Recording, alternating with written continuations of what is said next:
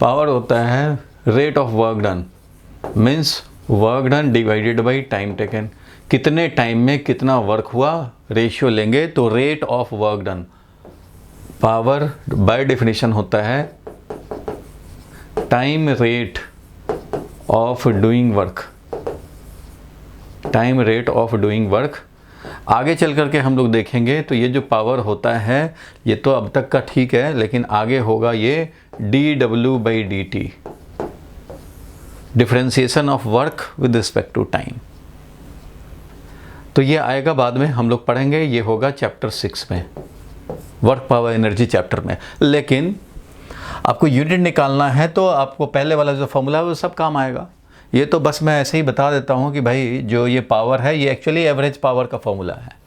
ये जो फॉर्मूला है वो एवरेज पावर का फॉर्मूला है, और एक्चुअल में जो पावर होता है वो ये है dW/dt, मीन्स एक पर्टिकुलर टाइम पे होता है। ये एवरेज है, सर्टेन टाइम इंटरवल तुम्हें डालने पड़ेंगे, सर्टेन टाइम इंटरवल डालोगे और उस टाइम इंटरवल में जितना वर्क होता है वो।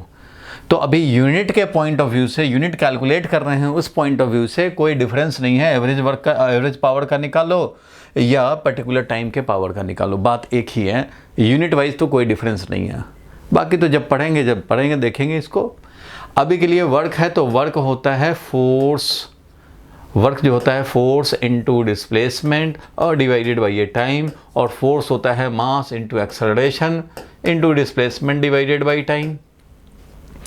और अगर इसको ज़्यादा फंडामेंटल में और लिखना चाहें तो लिख सकते हैं, नहीं तो यहीं से भी काम चला सकते हैं, यहाँ से भी हम लोग काम चला सकते हैं। और इसको चाहे तो आगे ये मास हो गया, एक्सेलरेशन होता है वेलोसिटी अपॉन टाइम, तो लेंथ अपॉन टाइम वेलोसिटी हो गया, और एक और टाइम तो स्क्वायर हो गया, ये एक्सेलरेशन हो गया। डिस्प्लेसमेंट क्या है भाई, तो वो तो लेंथ है, तो मास लिखा, एक्सेलरेशन को ऐसे लिखा, लेंथ लिखा, और डिवाइडेड बाय एक टाइम तो करना ही है, एक और टाइम ये वाला, तो ये वाला टाइम ये है।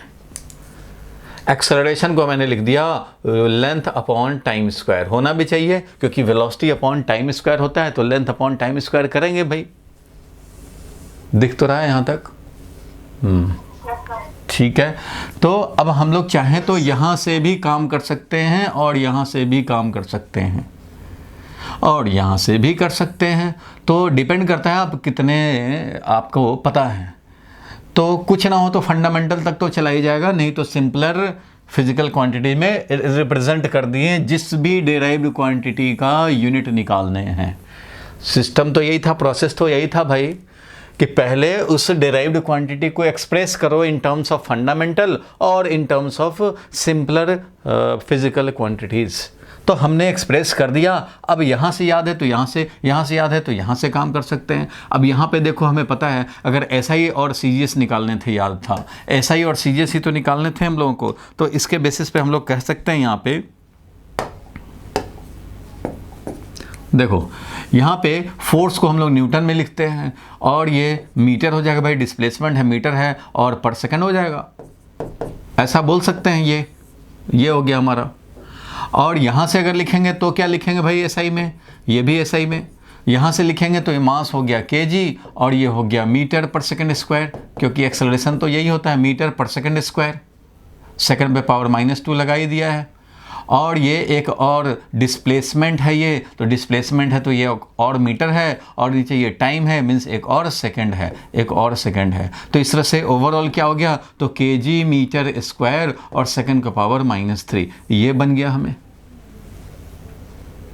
ये वाला बोलें या ये बोलें, तो इसमें से kg metre per second square को इसने न्यूटन बोल दिया, kg metre per second square को न्यूटन बोल दिया, और बाकी 1 मीटर रह गया और 1 सेकंड रह गया, तो वो यहाँ लिख दिया। तो ऐसे बन गया। अगर यहाँ से हम लोग देखें तो इसके अकॉर्डिंगली भी ऐसा ही निकाल सकते हैं। तो यहाँ पे मास है भाई तो ये kg लिखेंगे, और यहाँ लेंथ है तो मीटर लिखेंगे, एक और लेंथ है तो मीटर स्क्वायर लिखेंगे, और नीचे 3 टाइम है तो सेकंड का पावर -3, ऐसा लिखेंगे, बात हो जाएगी। तो ऐसे भी निकाल सकते हैं, ऐसे भी निकाल सकते हैं, ऐसे भी निकाल सकते हैं, ये सब एक ही हैं। और फिजिक्स में इसका एक नीक नेम है, फिजिक्स में इस यूनिट का एक नीक नेम है, क्या है? फिजिक्स में SI यूनिट ऑफ पावर का नीक नेम है, क्या है? तो ये इसी को वाट बोलते हो भाई, इसी को वाट बोलते हैं, बात एक ही है, ये वाट है। तो पावर का यूनिट मिल गया हमें। अगर हम लोग सीजीएस में लिखते इसी का यूनिट, अगर सीजीएस में हम लोग लिखते, सीजीएस में तो क्या लिखते भाई, तो यहाँ पे केजी है तो उसको ग्राम लिख देते, और ये मीटर स्क्वायर था तो यहाँ पे सेंटीमीटर स्क्वायर करेंगे, और सेकंड का पावर तो -3 ही हो जाएगा, ये हो जाएगा वाट। लेकिन इसका कोई नीक नेम नहीं है भाई। नीक नेम तो उसका देते हैं जिसको बहुत बार यूज करना हो और बड़ा हो, और बहुत बार यूज करने हो, बहुत बार रिप्रेजेंट करने हो, बोलने हो या लिखने हो, तो उसको नीक नेम डाल देते हैं हम लोग। जैसे किसी क्लास में एक बहुत मोटा है और उसको चिढ़ाने के लिए खूब लोग रेफ़र करते रहते हैं, अदर उसके फ्रेंड्स रेफ़र करते हैं, तो उसका नाम मोटू रख देते हैं। अदरवाइज़ उसका एक बढ़िया सा नाम था, लेकिन वो नाम लोग छोड़ देते हैं और मोटू मोटू करते हैं। मोटू ने आज मुझे धक्का मारा, मोटू को तो आज मैंने पीट दिया, मोटू को आज मैंने ये कर दिया। तो वैसे ही नीक नेम उसको देते हैं जिसका बहुत बार यूज़ करना हो। ठीक है, तो इसको वाट नाम दे दिया गया इस यूनिट को। बोलो।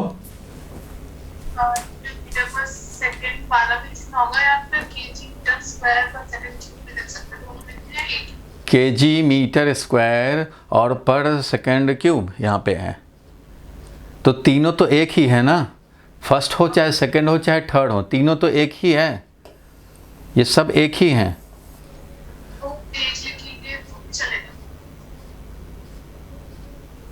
किस में? इसमें मतलब मीटर पर सेकंड भी और करके लिख सकते हैं। बिल्कुल लिख सकते हैं, इसको भी लिख सकते हैं, इसको भी लिख सकते हैं, इसको भी लिख सकते हैं। देखो न्यूटन याद होगा, न्यूटन का जो फॉर्मूला बनता था हम लोग के पास, न्यूटन का जो फॉर्मूला, न्यूटन तो खुद ही एक नीक नेम है, और न्यूटन क्या होता था, KG metre per second square. Newton को बोलते हैं केजी मीटर पर सेकंड, इसी को तो न्यूटन बोलते हैं। तो KG metre per second square ये न्यूटन है, और एक और मीटर आ गया, और एक और सेकंड का पावर -1 आ गया, तो ओवरऑल क्या मिल गया भाई, तो ओवरऑल मिल गया केजी और मीटर का पावर 2 और सेकंड का पावर -3। तो हमें मिल गया वही वैल्यू। तो न्यूटन तो खुद ही केजी और 1 मीटर और पर सेकंड स्क्वायर को कंटेन किया हुआ है। तो केजी मीटर तो एक ही मीटर तो रह गया, वो यहाँ है, और KG metre per second square होता था तो एक -1 वाला पावर रह गया। तो इसलिए ये बात एक ही है, ये सब एक ही है। आप कोई भी यूज़ कर सकते हो, बट हम लोग ज़्यादा प्रेफर किसको करेंगे, चाहे इसको करें, ये kg metre per second cube, kg metre square और पर सेकंड क्यूब, ऐसा ही रेफ़र करें, या इसका शॉर्टकट जो निक नेम दिया हुआ है वो यूज़ करें। मतलब कहने का ये मतलब है कि अगर शॉर्टकट लिख दिए हो तो वो भी चलेगा, तुम्हारा फ़र्क कुछ नहीं है। लेकिन जब लिख रहे हैं फंडामेंटल में, तो फंडामेंटल में ही सारे लिख दें तो ज़्यादा अच्छा रहेगा। अदरवाइज़ ये भी काम करेगा, क्योंकि सबको पता है न्यूटन का फुल फॉर्म क्या है। तो Newton KG metre per second square होता है, इसलिए कोई प्रॉब्लम नहीं है। बट स्कूल में आए तो रिकमेंडेड है ये वाला, यहाँ तक करो, फंडामेंटल में लाओ और फंडामेंटल से ये लिख दो, ये ज़्यादा रिकमेंडेड है। क्योंकि कुछ टीचर बोलेंगे कि नहीं नहीं इसमें क्यों कर दिया, शॉर्टकट में कर दिया, तुम्हें तो भाई लिखने हैं ऐसा यूनिट, तो बिल्कुल ऐसा यूनिट में लिखो, ये वाला क्यों कर दिया, ये वाला क्यों कर दिया। तो ये ऐसा ही यूनिट जो है उसी में यूज़ करें। तो एसआई में न्यूटन थोड़ी आता है, न्यूटन जो है वो एसआई का फंडामेंटल तो नहीं है ना। फंडामेंटल तो मास लेंथ और टाइम के केजी मीटर सेकंड ये हैं। न्यूटन तो हम लोगों ने अपने कन्वीनियंट के लिए कर दिया है एसआई यूनिट ऑफ फोर्स। तो फोर्स का ओवरऑल यूनिट जो है वो एसआई यूनिट हमारा न्यूटन है। लेकिन जो 7 फंडामेंटल हैं एसआई में, उसमें तो न्यूटन का नाम नहीं आता। उसमें तो भाई फंडामेंटल जो क्वांटिटीज़ हैं उन्हीं के यूनिट को हम लोग फंडामेंटल बोलते हैं। इसलिए मेरा रिकमेंडेशन है कि आपको ऐसा आए तो आप पूरा फंडामेंटल तक करो, 2 मार्क्स का आएगा, आपको ये काम करने चाहिए। ये भी कर सकते हैं, बात एक ही है, बट कुछ स्कूल वाले इसको काट सकते हैं, कम दे सकते हैं मार्क्स। 2 के बदले में 1 ही दे दिया, अच्छा तूने तो शॉर्टकट यूज़ कर लिया भाई। तो शॉर्टकट तो वेल नोन है, लेकिन किसी के लिए क्यों हम लोग मार्क्स कम लेने का रिस्क लें। इससे अच्छा है भाई कि जिस पे कोई क्वेश्चन ना उठा सके यहाँ से लाओ और ऐसे आंसर कर दो, बात ख़त्म हो गई। ठीक है, क्लियर है यहाँ तक? चलो आगे बढ़ते हैं हम लोग। तो एक और था जिसको नोट करना हो नोट कर ले, मैच तो कर ही लिया होगा, तीनों एक ही हैं। चलो आगे बढ़ते हैं। अब हम लोग देखते हैं, इसमें प्रेशर था एक टर्म, प्रेशर था, तो प्रेशर भी तो वैसे ही निकाला होगा भाई। प्रेशर तो होता है फोर्स डिवाइडेड बाई एरिया। अब फोर्स कोई न्यूटन है और मीटर है, तो क्या ये यूनिट नहीं लिखते हैं? लिखते हैं, लेकिन प्रेशर का एक ऐसा यूनिट, इसका निक नेम भी है, क्या है भाई? पास्कल। निक नेम क्या है इसका? पास्कल है। निक नेम इसका पास्कल होता है ना भाई, प्रेशर का। तो यहां से भी काम चला सकते थे, लेकिन हम लोग क्या करेंगे भाई? तो फोर्स है मास इनटू एक्सेलरेशन है डिवाइडेड बाई ये एरिया है। याद है ना, प्रेशर होता है फोर्स डिवाइडेड बाई एरिया। तो मास इनटू एक्सेलरेशन और एरिया, तो एरिया यहाँ पे, एरिया का हम लोग यूनिट लिखना चाहेंगे तो लिख सकते हैं भाई। एरिया तो होता है जब भी कोई एरिया होता है तो उसमें दो लेंथ मल्टीप्लाई होते हैं। एरिया जब भी होता है किसी भी चीज़ का एरिया, तो इसमें दो लेंथ जरूर मल्टीप्लाई होते हैं। लेंथ इनटू लेंथ ज़रूर होता है, इसलिए ये मीटर स्क्वायर में होता है। देखो भाई, पाई आर स्क्वायर, अगर सर्कल का एरिया निकालें तो भी दो लेंथ मल्टीप्लाई होंगे। अगर रेक्टेंगल का एरिया निकालें तो भी हमारा दो लेंथ मल्टीप्लाई होगा। स्क्वायर का एरिया निकालें तो भी दो लेंथ मल्टीप्लाई होगा। किसी भी चीज़ का, अगर मान लो हेमी स्फेयर का या एक स्फेयर का ही सरफेस एरिया निकालें तो 4 पाई आर स्क्वायर होता है, इसमें भी दो लेंथ मल्टीप्लाई हो रहे हैं। किसी भी चीज़ का अगर एरिया निकालोगे तो दो लेंथ ज़रूर मल्टीप्लाई होंगे, इसलिए यूनिट बनेगा मीटर स्क्वायर। तो यहाँ पे खैर ये एरिया है, तो इसको एरिया हम लोग लिख सकते हैं। अभी एरिया ही लिखता हूँ मैं, ये तो एक्सेलरेशन है, ऐसा लिख सकते हैं। और अगर इसको फंडामेंटल में लिखना चाहें, फंडामेंटल में और लिखना चाहें तो क्या लिख सकते हैं भाई? तो फंडामेंटल में मास इनटू एक्सेलरेशन को लिखेंगे लेंथ। एक्सेलरेशन क्या है? Velocity upon time. तो वेलोसिटी हो गया लेंथ अपॉन टाइम, और वेलोसिटी अपॉन टाइम करना था इसलिए स्क्वायर कर देंगे। तो ये हो गया तुम्हारा एक्सेलरेशन, ये हो गया एक्सेलरेशन। और डिवाइडेड बाई एरिया है, तो एरिया में क्या होगा? तो लेंथ का स्क्वायर होगा। एरिया में तो भाई लेंथ का स्क्वायर होता है, इसलिए ये लेंथ का हमने स्क्वायर कर दिया एरिया के लिए। ये हो गया overall in terms of fundamental. अब आप चाहें तो यहाँ से काम चला दो, चाहे यहाँ से काम चलाओ। अगर आप यहाँ फंडामेंटल के टर्म में लिखेंगे तो क्या लिख देंगे भाई? तो kg हो गया। और क्या लिखेंगे? तो देख रहे हो लेंथ है यहाँ पे, यहाँ लेंथ स्क्वायर है, एक लेंथ से एक लेंथ कैंसिल हो जाएगा, एक लेंथ बच जाएगा, वो भी डिनोमिनेटर में। तो यहाँ पे मीटर पावर -1 हो जाएगा। और टाइम देखो डिनोमिनेटर में है तो इस तरह से लिखेंगे kg पर मीटर पर सेकेंड स्क्वायर, ऐसे लिख देंगे। अगर यहाँ से लिखोगे, मान लो यहाँ से लिखोगे तो यहाँ पे देखो मास है वो है kg, और एक्सेलरेशन लिखोगे तो मीटर पर सेकंड स्क्वायर लिखोगे, और डिवाइडेड बाई ये एरिया लिखोगे तो वो मीटर स्क्वायर लिखोगे। तो ओवरऑल क्या हो जाएगा भाई? केजी और मीटर से एक कैंसिल होगा, मीटर का पावर -1, और टाइम तो टाइम का पावर है -2, यानी सेकंड का पावर -2। तो ये मिल गया तुम्हें यूनिट। तो बात तो एक ही है, चाहे यहाँ से निकालें या यहाँ से निकालें, तो दोनों में से कोई भी आप यूज कर सकते थे। तो यही आया होगा। अब प्रेशर का एसआई यूनिट का नाम पास्कल है, तो बस पास्कल है, इसको हम लोग पास्कल के नाम से जानते हैं। ये निक नेम पास्कल हो गया।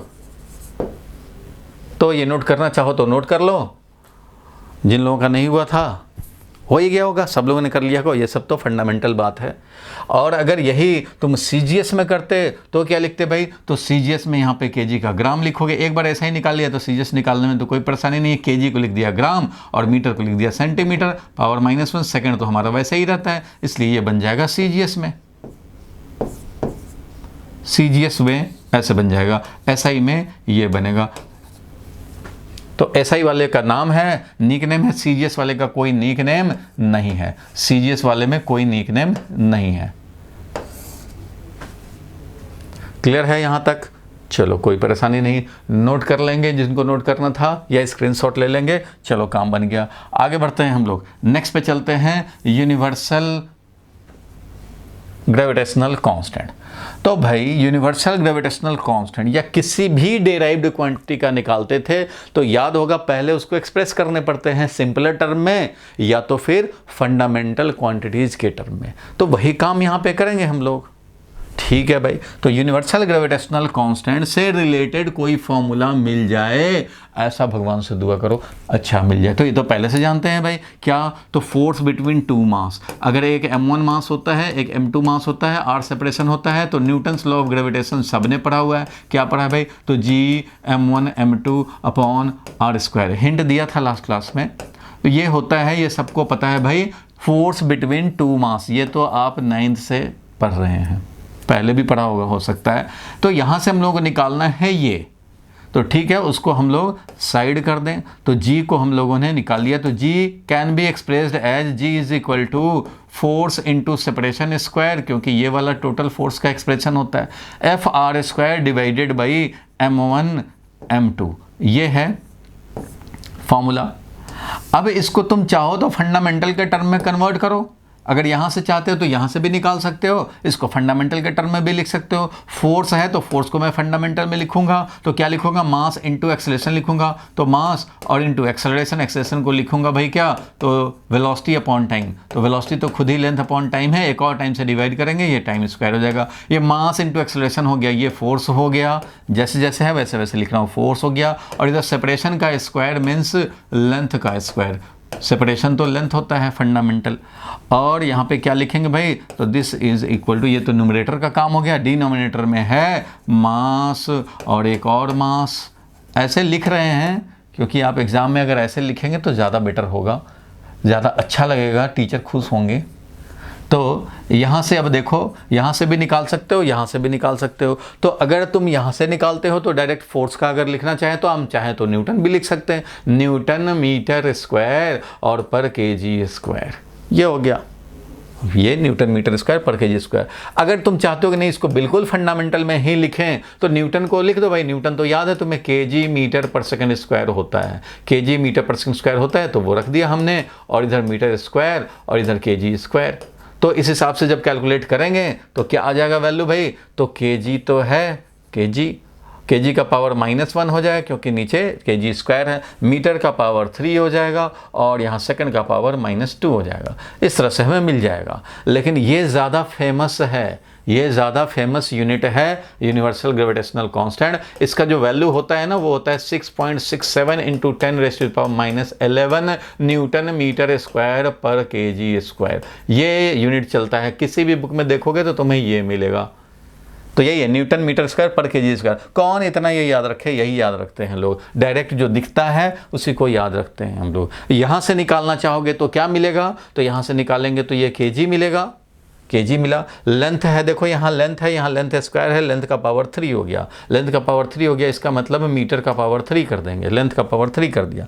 टाइम का देखो डिनोमिनेटर में है स्क्वायर, और टाइम तो कहीं है नहीं और कहीं टाइम है नहीं, इसलिए टाइम का पावर यानी कि सेकंड का पावर -2 कर देंगे, तो ये मिल गया तुम्हें। अब इसका कोई निक नेम तो होता नहीं है, इसको हम लोग, ये वाला सबसे ज़्यादा फेमस है, यही वाला हम लोग यूज़ करते हैं।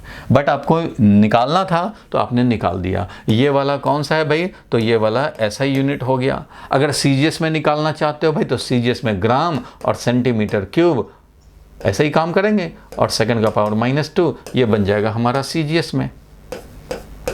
चलो भाई, ये सबको पता लग गया ही है, हो गया होगा तुम्हारा पहले से ही।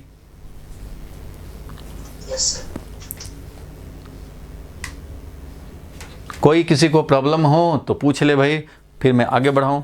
तो होमवर्क में थोड़ा डिस्कस कर दे रहा हूँ ताकि जिसके भी ना हुए हों तो वो इजीली कर ले। किसी को कोई प्रॉब्लम हो पूछ लो भाई। तो केजी और जो ग्राम है उसका तो पावर -1 होगा ना, और डिनोमिनेटर में आएगा। क्या कह रहे हो, केजी और ग्राम डिनोमिनेटर में आएगा ना, केजी और ग्राम डिनोमिनेटर में, हाँ हाँ, केजी ग्राम, यहाँ पे मास और यहाँ मास स्क्वायर है तो बिल्कुल -1 रहेगा। ये कैलकुलेट करके डालेंगे, यहाँ देखो जैसे -1 आया था वैसे ही, और ये ग्राम भी आएगा तो ये -1 में ही आएगा क्योंकि एक मास को लिया है और इनका भी तो लेना पड़ेगा, तो मास वाले का करना है, खाली इसको लेकर के लिखेंगे तब केजी होगा। ये वाला भी लिखने हैं तो क्योंकि ये पूरा है भाई, पूरा है, तो यहाँ मास का हम लोग बिल्कुल ठीक याद दिलाया भाई, यहाँ पे मास का पावर -1 होगा जैसे यहाँ हुआ था, क्योंकि एक मास है और दो मास डिनोमिनेटर में है, बिल्कुल ठीक बात है। तो ये हो जाएगा केजी, और मैच कर लेना चाहिए, हमेशा मैच कर लेना चाहिए। तो केजी पावर -1 मीटर क्यूब, ये तो ठीक ही है, और इस हिसाब से इसका भी आना चाहिए, इन दोनों में कोई डिफरेंस नहीं होना चाहिए। तो बस ये लेना है आपको, खाली न्यूमरेटर से नहीं लेना है, नीचे भी था, इसको ये छूट गया होगा, इसलिए यहाँ पे इसका भी काउंट करना है। ये पूरा हमारा जी आया है, और जब ये पूरा आया है तो पूरे का हिसाब करेंगे, खाली न्यूमरेटर लेकर नहीं चलेंगे, पूरे का लिखने पड़ेंगे, तो पूरे का लिखेंगे, इस हिसाब से काम करेंगे। ठीक है भाई, पूरे के अकॉर्डिंगली काम करेंगे और इस तरह से हमें मिलेगा। यूनिवर्सल लॉ ऑफ ग्रेविटेशन इस फॉर्मूला को बोलते हैं, इस फार्मूला से हमने निकाल लिया। मीन्स इन ए नटसेल हमें जिस भी क्वांटिटी का यूनिट निकालने हो उस क्वांटिटी से रिलेटेड कुछ फार्मूला भगवान दे दे तो अपना काम शुरू हो जाएगा। तो फार्मूला चाहिए क्योंकि हमें एक्सप्रेस करने हैं, क्योंकि जिसको भी निकालने हैं उसको एक्सप्रेस करने हैं सिंपलर क्वांटिटी में या तो फिर फंडामेंटल में, जहाँ से काम बन जाए वहाँ से काम बना देना। लेकिन आपको जब 11th में आए हो और जब फर्स्ट यूनिट टेस्ट होगा स्कूल में तो कोशिश करोगे कि इसके फॉर्म में लिखें, दैट इज़ बिल्कुल फंडामेंटल यूनिट्स के फॉर्म में लिखें, फंडामेंटल यूनिट्स के फॉर्म में, वो ज़्यादा बेटर होगा, मार्क्स मिलने में इजी रहेगा। एक और दिया था सरफेस टेंशन, ये भी दिया था ना, सरफेस टेंशन, ये आएगा चैप्टर 10 में। सरफेस टेंशन भी होमवर्क में था ना भाई?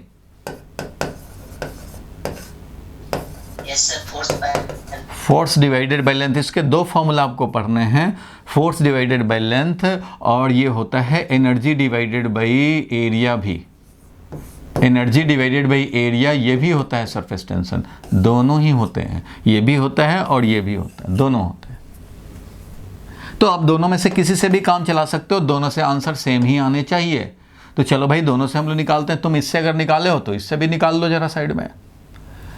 अगर इससे निकालते हैं तो फोर्स है, force means mass into acceleration है, और डिवाइडेड बाई तो ये लेंथ है ही, ऐसा लिखेंगे सरफेस टेंशन एस।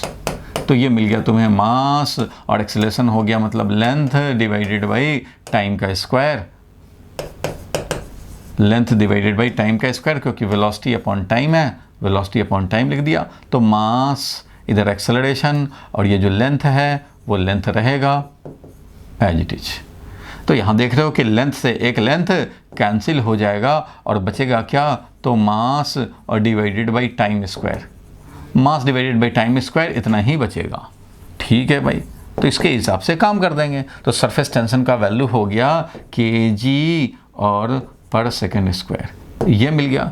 इसको हम लोग चेक भी कर सकते हैं, और डायरेक्ट अगर यहाँ से यूनिट लिखते तो सीधा लिखते क्या भाई, न्यूटन पर मीटर। तो यही ज़्यादा चलता है, ज़्यादा प्रैक्टिस में यही है। और ये न्यूटन पर मीटर को ये भी बोलेंगे।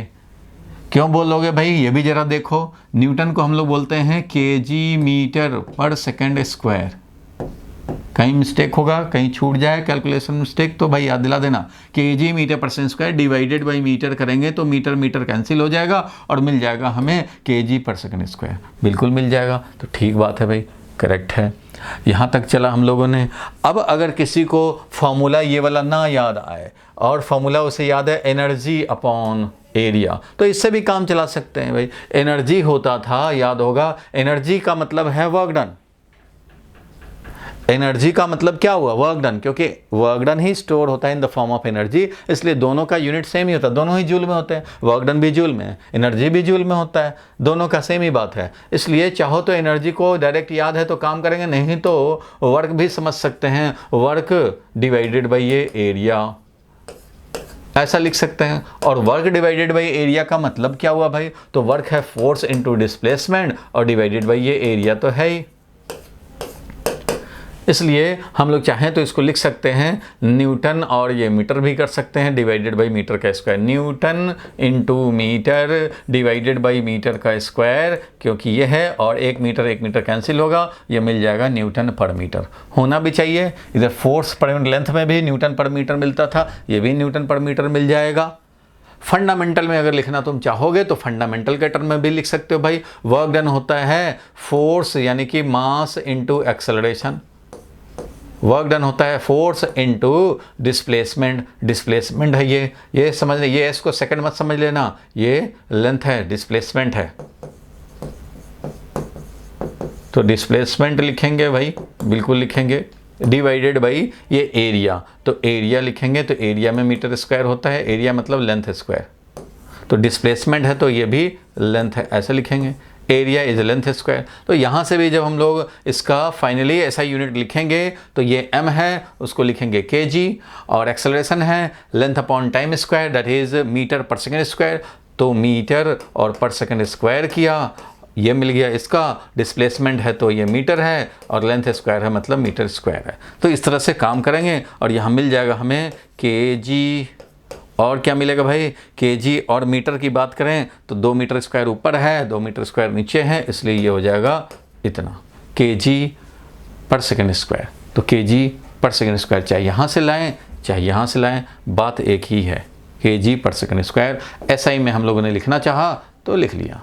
तो फॉर्मूला चाहे जो भी आप यूज़ करो, फॉर्मूला कोई भी यूज़ कर सकते हो, दोनों में से जितने फॉर्मूला तुम्हें याद हैं उनमें से कोई भी यूज़ करोगे बात एक ही हो जाएगा, ठीक है। इसलिए इन दोनों में से आप कोई भी यूज़ कर सकते हैं। कोई अगर एक यूज़ किए हो तो दूसरा लिख लो, अगर एक यूज़ किए हो तो तुम दूसरा लिख लो अपने कॉपी में। सरफेस टेंशन का बड़ा इंपॉर्टेंट है, स्कूल वाले खूब पूछते भी हैं।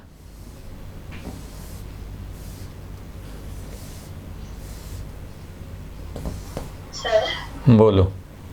सर अगर क्वेश्चन में है कि find the derived unit of surface tension, तो सर हम केजी पर सेकंड स्क्वायर में छोड़ेंगे या फिर ग्राम पर सेकंड? ग्राम सीजीएस पूछेगा तो ग्राम में आएंगे ना, ऐसा ही पूछेगा तो केजी में ही छोड़ेंगे। सीजीएस में जब पूछेगा तो सीजीएस में कर देंगे ग्राम और सेकेंड पावर -2, ये तो सीजीएस में होगा, ये हमारा एसआई में है। सीजीएस में जब कन्वर्ट करेंगे तो ये आएगा, अभी तो ये एसआई में है।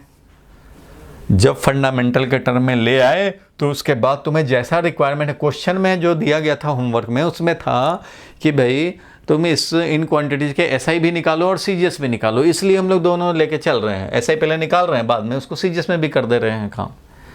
लेकिन आपके अगर एग्जाम में या क्वेश्चन में सिर्फ एसआई पूछे तो एसआई ही खाली लिखेंगे, सीजीएस पूछेगा तो हम लोग सीजीएस के टर्म में फंडामेंटल लाएंगे, डायरेक्ट सीजीएस में चले जाएंगे। तो लेंथ वाला लेंथ कैंसिल हो गया था, सीजीएस में मास को लिख दिया हमने ग्राम और टाइम स्क्वायर को लिख दिया यहाँ पे, तो ये सीजीएस वाला बन जाएगा। कोई और कंफ्यूजन? सर अगर डिराइव्ड लिखा है तब भी एसआई नहीं छोड़ेगी ना? किसको डिराइव करने को? यूनिट डिराइव करना। हाँ तो यूनिट डिराइव किया ही तो, ये इसको लिख करके पहले फंडामेंटल के टर्म में लिखा, फिर लास्ट में हम लोगों ने यूनिट डाला, तो यही है यूनिट डिराइव करना। ऐसे ही होता है, यूनिट डिराइव करने का यही प्रोसेस होता है। स्टेप 1 में हम लोग जिस क्वांटिटी का हमें यूनिट डिराइव करना होता है, ऑब्टेन करना होता है, उस क्वांटिटी को फंडामेंटल के फॉर्म में कन्वर्ट करते हैं या सिंपलर क्वांटिटी में कन्वर्ट करते हैं, और उसके बाद कन्वर्ट करते हुए जब फंडामेंटल में आ जाए तो रख दो, या सिंपलर क्वांटिटी में आया है तो वहाँ से भी रख करके काम चला सकते हैं। ये न्यूटन पर मीटर भी होगा। लेकिन आप कोशिश ये करना, क्योंकि अभी आप फर्स्ट टाइम यूनिट का आपका जब आएगा टेस्ट में, तो आप कोशिश करना कि बिल्कुल फंडामेंटल में, यानी कि जो एसआई सिस्टम में हमारा फंडामेंटल थे 7 क्वांटिटी, तो उनके टर्म में लिखा जाए। ये कोई शॉर्टकट ना लिखें तो अच्छा रहेगा। हालांकि जितने भी क्वांटिटीज हैं उनमें सबके अलग अलग जो फेमस हो गए हैं उन्हीं को ज़्यादातर यूज़ करते हैं। अब यहाँ सरफेस टेंशन में सबसे ज़्यादा जो फेमस है वो है न्यूटन पर मीटर, तो न्यूटन पर मीटर ही यूज़ करते हैं हम लोग ज़्यादातर, या फिर जूल पर सेकंड स्क्वायर यूज़ करते हैं, यही दो चलता है। फंडामेंटल में तो लेकर के कोई काम करता नहीं है इसमें, in case of surface tension. तो सबके अपने अपने फेमस यूनिट हो गए हैं। अब फोर्स का यूनिट सोचो कि न्यूटन ही तो चलता है। अब तो हम लोगों ने न्यूटन का डिटेल देख लिया कि अच्छा ये kg metre per second square है, KG metre per second square को ही न्यूटन बोलते हैं। अदरवाइज हम लोग तो न्यूटन ही समझते हैं, फोर्स मतलब न्यूटन, ऐसा यूनिट न्यूटन, ऐसा याद रखते हैं। कोई और डाउट है तो बताओ, बोलो भाई। क्लियर है यहाँ तक? Yes sir. तो अब आगे बढ़ते हैं हम लोग। Yes sir. Coefficient of viscosity देखते हैं।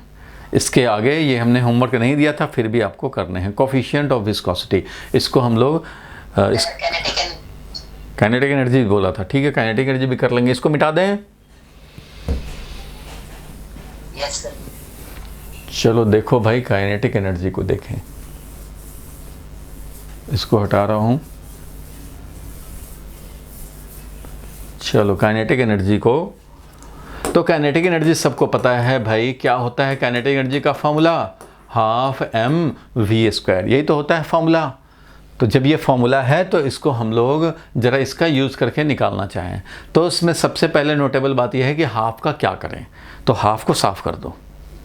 कैसे, ये समझो। इसको हम लोगों को एक नोट का पॉइंट ऐसा मैं बना सकता हूँ कि कोई भी रियल नंबर, नोट का पॉइंट बना देता हूँ भाई, any real number, any real number, ठीक है, कोई भी रियल नंबर होगा इज यूनिटलेस। मतलब हाफ अगर है तो इसका यूनिट क्या होगा, तो हाफ का यूनिट कुछ नहीं होगा, ये यूनिटलेस होगा। अगर मान लो ये हाफ मीटर होता, हाफ मीटर अगर होता ये, तो इसका यूनिट हो जाता लेंथ, यानी कि मीटर बन जाता। मतलब अगर ये लेंथ होता तब ना, हमें क्या पता कि हाफ ये हो सकता हाफ सेकंड हो, तो हाफ सेकंड होगा तो इसका मतलब टाइम है भाई वो। लेकिन ओनली हाफ है या ओनली 2 हो या 2.2 हो, कोई भी रियल नंबर है, खाली 5/3 हो, कोई भी रियल नंबर इज यूनिटलेस। इसलिए हाफ का तो कुछ होगा नहीं, इसमें यूनिट लिखना होगा तो इसको हम लोग यूनिट वाइज लिखेंगे। तो दिस इज kg, और ये है भाई स्पीड यानी मीटर पर सेकंड, उसका स्क्वायर कर रहे हो, इसलिए अगर SI में बोले हम लोग तो SI में सिंपली क्या हो जाएगा, तो kg metre per second square, kg metre square per second square, ये हो जाएगा मीटर पर सेकंड का होल स्क्वायर। तो kg metre square per second square हो जाएगा काइनेटिक एनर्जी का SI यूनिट, और इसी को बोलते हैं हम लोग जूल, इसी को बोलते हैं जूल। काइनेटिक एनर्जी हो या कोई भी एनर्जी हो, पोटेंशियल एनर्जी हो, electrical energy, mechanical energy, chemical energy, कोई भी एनर्जी, एनर्जी क्या है, एनर्जी चाहे काइनेटिक हो या पोटेंशियल हो, कुछ भी हो, एनर्जी है वर्क, और वर्क होता है फोर्स, डिस्प्लेसमेंट, और फोर्स होता है kg metre per second square, kg metre per second square, ऐसा होता है फोर्स। और एक और तुम्हारा ये डिस्प्लेसमेंट जो है, वो तो डिस्प्लेसमेंट हमारा मीटर होता है, इसलिए kg और metre square per second square तो होना है भाई, kg metre square per second square होना ही है। इसी को हम लोगों ने जूल बोला निक नेम में। तो एनर्जी चाहे जो भी हो, electrical energy, chemical energy, sound energy, light energy, बहुत सारे एनर्जी, जो भी एनर्जी, 5 स्टार खाने से एनर्जी, लड़ाई का एनर्जी, जो भी एनर्जी है सब जूल है, kg metre square per second square. CGS में लिखेंगे तो ग्राम सेंटीमीटर स्क्वायर और पर सेकंड स्क्वायर, ऐसा हम लोग लिख सकते हैं CGS में। ठीक है भाई, तो ये तो करेक्ट हुआ होगा सबका, ये तो सबका करेक्ट ही हुआ होगा। ये नहीं देखना है काइनेटिक एनर्जी का अलग हो जाएगा, पोटेंशियल एनर्जी अलग हो जाएगा, सबका यूनिट तो वही होना है। सबका यूनिट चाहे कोई भी एनर्जी हो, वो एनर्जी और वर्क दोनों का सेम ही यूनिट होता है, और इस तरह से हम लोग काम करते हैं। किसी का कोई पहले वाला क्लास छूटा हो तो मैं तो फिज़िक्स में कम से कम रिकॉर्डिंग कर लेता हूँ, बाकी सब्जेक्ट में तो रिकॉर्डिंग सिस्टम नहीं है। और क्योंकि मैंने लास्ट ईयर यूट्यूब चलाया था, यूट्यूब पे ही क्लास लिया था, इसलिए हमारे पास रिकॉर्डिंग सिस्टम है, तो इसलिए मैं रिकॉर्ड कर लेता हूँ, आपको डाल भी देता हूँ। तो किसी का कोई क्लास छूटा हो तो उसको कवर ज़रूर कर ले, क्योंकि सब सीक्वेंस में रहेंगे, प्रॉब्लम ना हो। सो एनी यूनिटलेस, इसको जरूर लिख लो, कोई भी यूनिटलेस कहीं भी आएगा, हाफ आए, 2 आए, 3 आए, 5 आए, या कोई फ्रैक्शन आए, कुछ भी आए, any real number is unitless. तो ये ध्यान रखने हैं। अगर ये लेंथ होता तो उसके हिसाब से काम करते, लेकिन लेंथ नहीं है तो ये सब यूनिटलेस है, कुछ भी है यूनिटलेस है। बोलो, डाउट बोलो। केमिस्ट्री और बायो की भी रिकॉर्डिंग होती है? नहीं, उसकी रिकॉर्डिंग अभी तो नहीं हो रही है, लेकिन 1 मंथ 2 मंथ के बाद जब सिस्टम बन जाएंगे तो हो सकता है रिकॉर्डिंग। मैं सजेस्ट कर दूंगा रिकॉर्डिंग करने का, बट ये रिकॉर्डिंग होना अच्छी बात नहीं है। कोई बच्चे जो है ना, वो ऐसे भी छोटे छोटे रीजन से क्लास मिस कर देते हैं, इसलिए अच्छा तो यही होता है कि रिकॉर्डिंग हो ही नहीं, बच्चे अपना रेगुलर रहें क्लास में, ये ज़्यादा बेटर है। लेकिन मैंने आप लोगों के बेनिफिट के चलते चलो रिकॉर्डिंग डाल देता हूँ, अदरवाइज मुझे दूसरा कैमरा लगाने की कोई ज़रूरत नहीं है। दूसरा कैमरा, अब यहाँ पे मैंने मोबाइल लगाया तो यहाँ पे दूसरा कैमरा भी लगाया, तो दूसरा कैमरा रिकॉर्डिंग करता है इसको। तुमने देखा होगा रिकॉर्डिंग में पिक्चर क्वालिटी भी ज़्यादा अच्छा रहता होगा। तुम्हारा मोबाइल पे जो आ रहा है अभी, जूम पे जो आ रहा है, ये क्वालिटी, और जो कैमरा से रिकॉर्ड करके यूट्यूब पे डालते हैं वो क्वालिटी, दोनों में डिफरेंस है। मोबाइल का कैमरा और एक कैमरा प्रोफेशनल कैमरा में डिफरेंस है। तो वैसे मैं सजेस्ट कर दूंगा अदर सब्जेक्ट में भी हो जाएं, लेकिन इसका नाजायज़ फ़ायदा फिर वो गड़बड़ हो जाता है। अब जैसे देखो आज भी 2-3 बच्चे एब्सेंट किए हुए हैं, तो ये चीज़ ठीक भी नहीं है। मैं तो बेनिफिट के लिए करता हूँ, बच्चों के बेनिफिट के लिए, चलो इमरजेंसी में हो जाए तो। अब ऐसे थोड़ी है कि इमरजेंसी के बिना भी बच्चे ऐसे ही, अच्छा वो तो रिकॉर्डिंग रहता ही है ही मोबाइल में पड़ा हुआ है, जब मर्जी होगा देख लेंगे। अरे जब मर्जी तो वो तो कभी आएगा ही नहीं, फिर तो वो आलसी हो जाएंगे। इसलिए रिकॉर्डिंग ना होना अच्छा है, जो हमने एक्सपीरियंस किया है। चलो कोई बात नहीं, यहाँ तक देख लिया हम लोगों ने, काइनेटिक एनर्जी, पोटेंशियल एनर्जी जो भी हो सबने नोट कर लिया। अब जरा आगे बढ़ते हैं। अरे भाई अगर बोलना हो तभी अनम्यूट करो, अदरवाइज माइक को म्यूट करके ऑफ करके रखो। जब बोलना हो तब भी उसको करो और बोलो, उसका फिर से म्यूट कर लो, ताकि ये डिस्टरबेंस ना आए, किसी के घर का साउंड ना आए। ठीक है, अब जरा देखें हम लोग, एक और बड़ा इंपॉर्टेंट है, स्कूल वाले खूब पूछते हैं, कोफिशिएंट ऑफ विस्कोसिटी। लेकिन ये पढ़ना है चैप्टर 10 में, बट अभी आपको पूछ दिया जाएगा तो क्या करोगे भाई? तो कुछ तो फार्मूला जानो, कुछ आपको याद करने पड़ेंगे, थोड़े बहुत याद करने पड़ेंगे। स्कूल वाले कहीं पूछ देते हैं कि अच्छा नहीं पढ़े हो तो भी भाई ये बताना पड़ेगा, तो फार्मूला कुछ तो आपको जान लेने पड़ेंगे, नहीं तो स्कूल में धोखा खा सकते हो। तो स्कूल में जो जो कराया जाए वो तो करना ही है, लेकिन ये जनरली कराते हैं लोग, कोफिशिएंट ऑफ विस्कोसिटी। तो कोफिशिएंट ऑफ विस्कोसिटी से रिलेटेड एक फार्मूला कम से कम याद कर लें। तो एक फार्मूला मैं लिख देता हूँ कम से कम, वो आप याद रखें, आएगा चैप्टर 10 में। कोफिशिएंट ऑफ विस्कोसिटी से रिलेटेड एक फार्मूला मैं बोलता हूँ, ये होता है फार्मूला 6 पाई r एटा v। ये एक्चुअल में है स्टोक्स लॉ, ठीक है, स्टोक्स लॉ है, और ये आएगा चैप्टर 10 में। बट अभी के लिए आपको तो ये यूज़ करना पड़ेगा। ये तो भाई कांस्टेंट है, ये तो कोई रियल नंबर है भाई, और रियल नंबर जानते ही हो तुम्हें यूनिटलेस रहेगा। यहाँ पे ये रियल नंबर है, इसको यूनिट हम लोग नहीं डालेंगे, इस यूनिट को छोड़ के रखेंगे। या तो दूसरा भी फॉर्मूला है, क्योंकि 6 पाई में कहीं कंफ्यूज ना हो जाओ, ये 6 पाई सिर्फ रियल नंबर है, यहाँ कोई एंगल वाला 6 पाई नहीं है कि एंगल लिया हुआ है, एंगल नहीं लिया हुआ। ये अगर एंगल के चक्कर में फंसो पड़ोगे तो तुम रेडियन रखने लग जाओगे, लेकिन एंगल नहीं है ये 6 पाई, ये 6.28 है एक्चुअली में ये 6.28 है। अब 6.28 क्या लिखते हैं? तो 2 पाई लोगों ने स्टैंडर्ड बना दिया यहाँ के लिए। ये है रेडियस और ये है कोफिशिएंट ऑफ विस्कोसिटी। अब ये क्या है कोफिशिएंट ऑफ विस्कोसिटी? इस पे खोपड़ी मत खर्च करना, क्योंकि अभी समझ में नहीं आएगा। और ये है v speed, v is equal to speed of sphere. एक स्फेयर का स्पीड होता है और ये उस रेडियस ऑफ स्फेयर होता है। तो ये फॉर्मूला आपको थोड़ा सा याद रखेंगे तो ज़्यादा बेटर है, यहाँ से निकाल लेंगे। और ये तो फोर्स है, इसको विस्कस फोर्स भी बोलते हैं, ये आगे पढ़ेंगे हम लोग। फिलहाल के लिए ये फोर्स है, इसको लिख लो जल्दी से, ये फोर्स है और कैलकुलेट करेंगे। तो कैलकुलेट कर लिया जाए भाई, इसको कैलकुलेट कर लो, कैलकुलेट करके दिखाओ।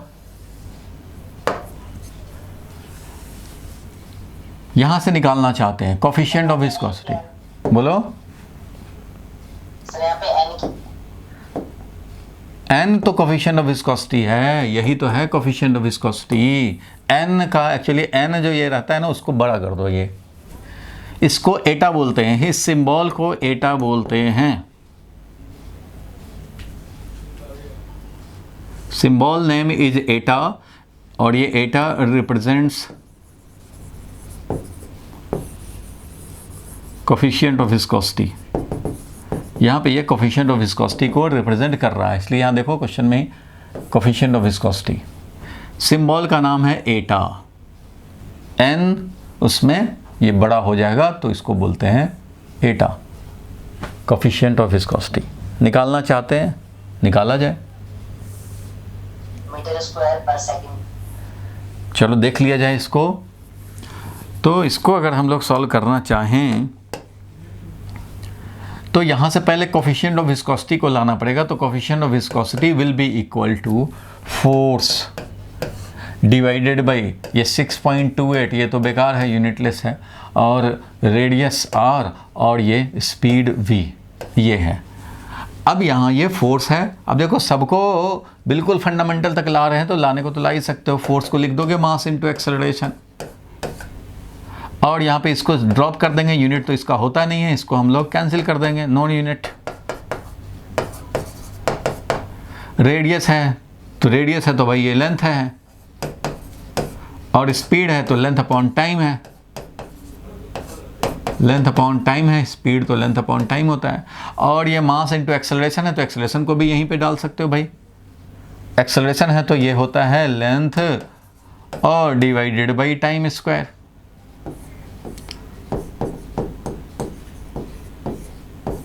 Length divided by time square ये होता है। क्लियर है यहाँ तक? तो length divided by time square होता है, क्योंकि स्पीड अपॉन टाइम होता है। ये हो गया फंडामेंटल में। तुम यहाँ से भी चाहते तो यूनिट निकाल सकते थे, और यहाँ से चाहे तब भी यूनिट निकाल सकते हैं भाई।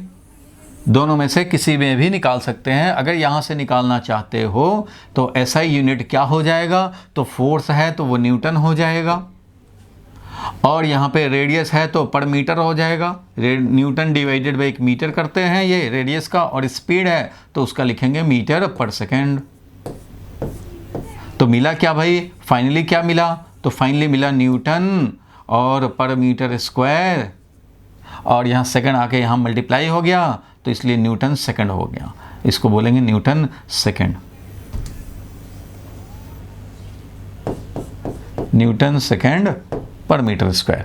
ऐसे इसका हम लोग ऐसा यूनिट निकाल सकते हैं। यहाँ से भी निकालोगे तो क्या होगा वो देख लो भाई। यहाँ से अगर निकालें ऐसा यूनिट तो क्या मिलेगा, ये तो भाई केजी है। फिर से देख लेना भाई, ये मास इनटू एक्सेलरेशन, तो ये केजी है।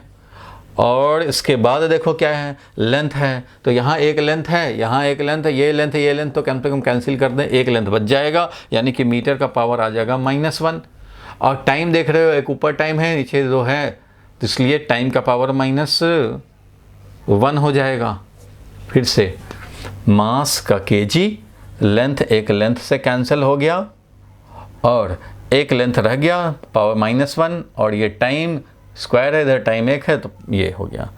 अब ये दोनों एक है या नहीं अगर चेक करना चाहते हो, तो ये जो शॉर्टकट में लिख रखा है इसको पहले एक्सपेंड करो। तो न्यूटन होता है KG metre per second square. Newton क्या होता है भाई, तो KG metre per second square, और इनटू सेकंड लिखने हैं हमें, सेकंड है यहाँ पे, तो सेकंड यहाँ मल्टीप्लाई हो गया। चलो ठीक है भाई, और मीटर का पावर -2 है, वो भी हो गया। तो ये वैल्यू कितना आया, तो देख रहे हो यहाँ पे कि ये आया केजी, और मीटर का पावर क्या हो गया -1, और सेकंड का पावर क्या हो गया -1। तो यही मिल गया हमें। तो ये वाला चीज़ और ये वाला चीज़ सेम तो है। तो ऐसा यूनिट तुम चाहो तो फंडामेंटल में करके निकालो, या यहाँ से शॉर्टकट करके आप न्यूटन के टर्म में भी लिख सकते थे, और एक्सपैंड करके चेक करना चाहो कि एक्चुअल में ये सेम है या नहीं है। तो एक्चुअल में जब एक्सपैंड करके देखा तो वो सेम ही है भाई, होना भी चाहिए। तो कोफिशिएंट ऑफ विस्कोसिटी को भी निकालने को आ सकता है, इसलिए इसको भी आप ज़रूर लिख लें। इम्पॉर्टेंट है, स्कूल वाले पूछते हैं, इसलिए ज़रूरी है। तो जल्दी लिख लो भाई।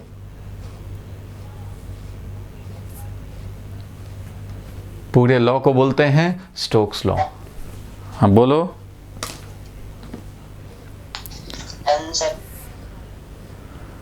बोलो बोलो। हो गया सर। हो गया? कैसे हो गया, लिख लिए कि स्क्रीनशॉट ले लिए? स्क्रीनशॉट ले लिया? लिख लिया। हाँ लिख के काम करोगे ज़्यादा अच्छा है। स्क्रीनशॉट वाला बाद में फिर लिखने में आलस हो जाता है, स्क्रीनशॉट से कौन फिर लिखेगा नहीं लिखेगा, तो इसलिए हाथों हाथ काम होता चले वो ज़्यादा बेटर है। ठीक है भाई, तो आगे बढ़ें। एक और ज़रा हम लोग प्रैक्टिस करें, यूनिवर्सल गैस कांस्टेंट और फिर प्लैंक्स लॉ। ये बड़ा इम्पोर्टेंट है ये सब भी। तो हम लोग यूनिवर्सल गैस कांस्टेंट हम लोग जानना चाहते हैं, ठीक है। यूनिवर्सल गैस कांस्टेंट, इसका देखना चाहें, चलो भाई इसको देखा जाए।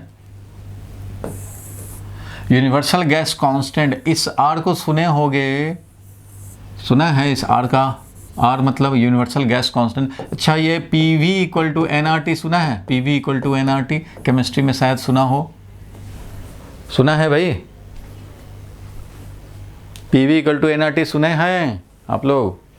कोई भी नहीं सुने हो, चलो कोई बात नहीं है, नहीं सुने हो तो 11th में आपको केमिस्ट्री में भी आएगा और फिजिक्स में भी आएगा, लेकिन फिजिक्स में बाद में आएगा, केमिस्ट्री में पहले आएगा। ये एक्चुअली में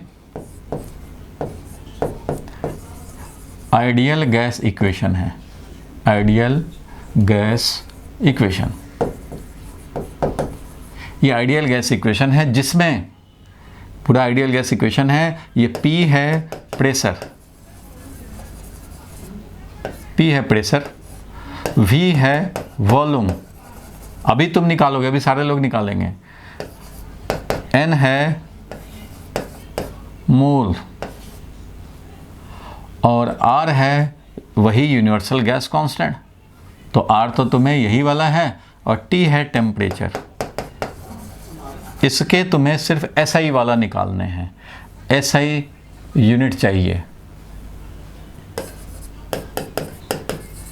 फाइंड SI यूनिट, ये भी बड़ा इंपॉर्टेंट है स्कूल के लिए, SI unit of universal gas constant निकालना है।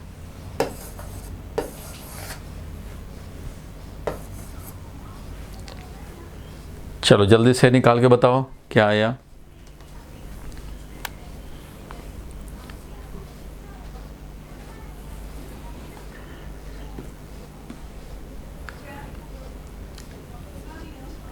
निकाल के बता दो।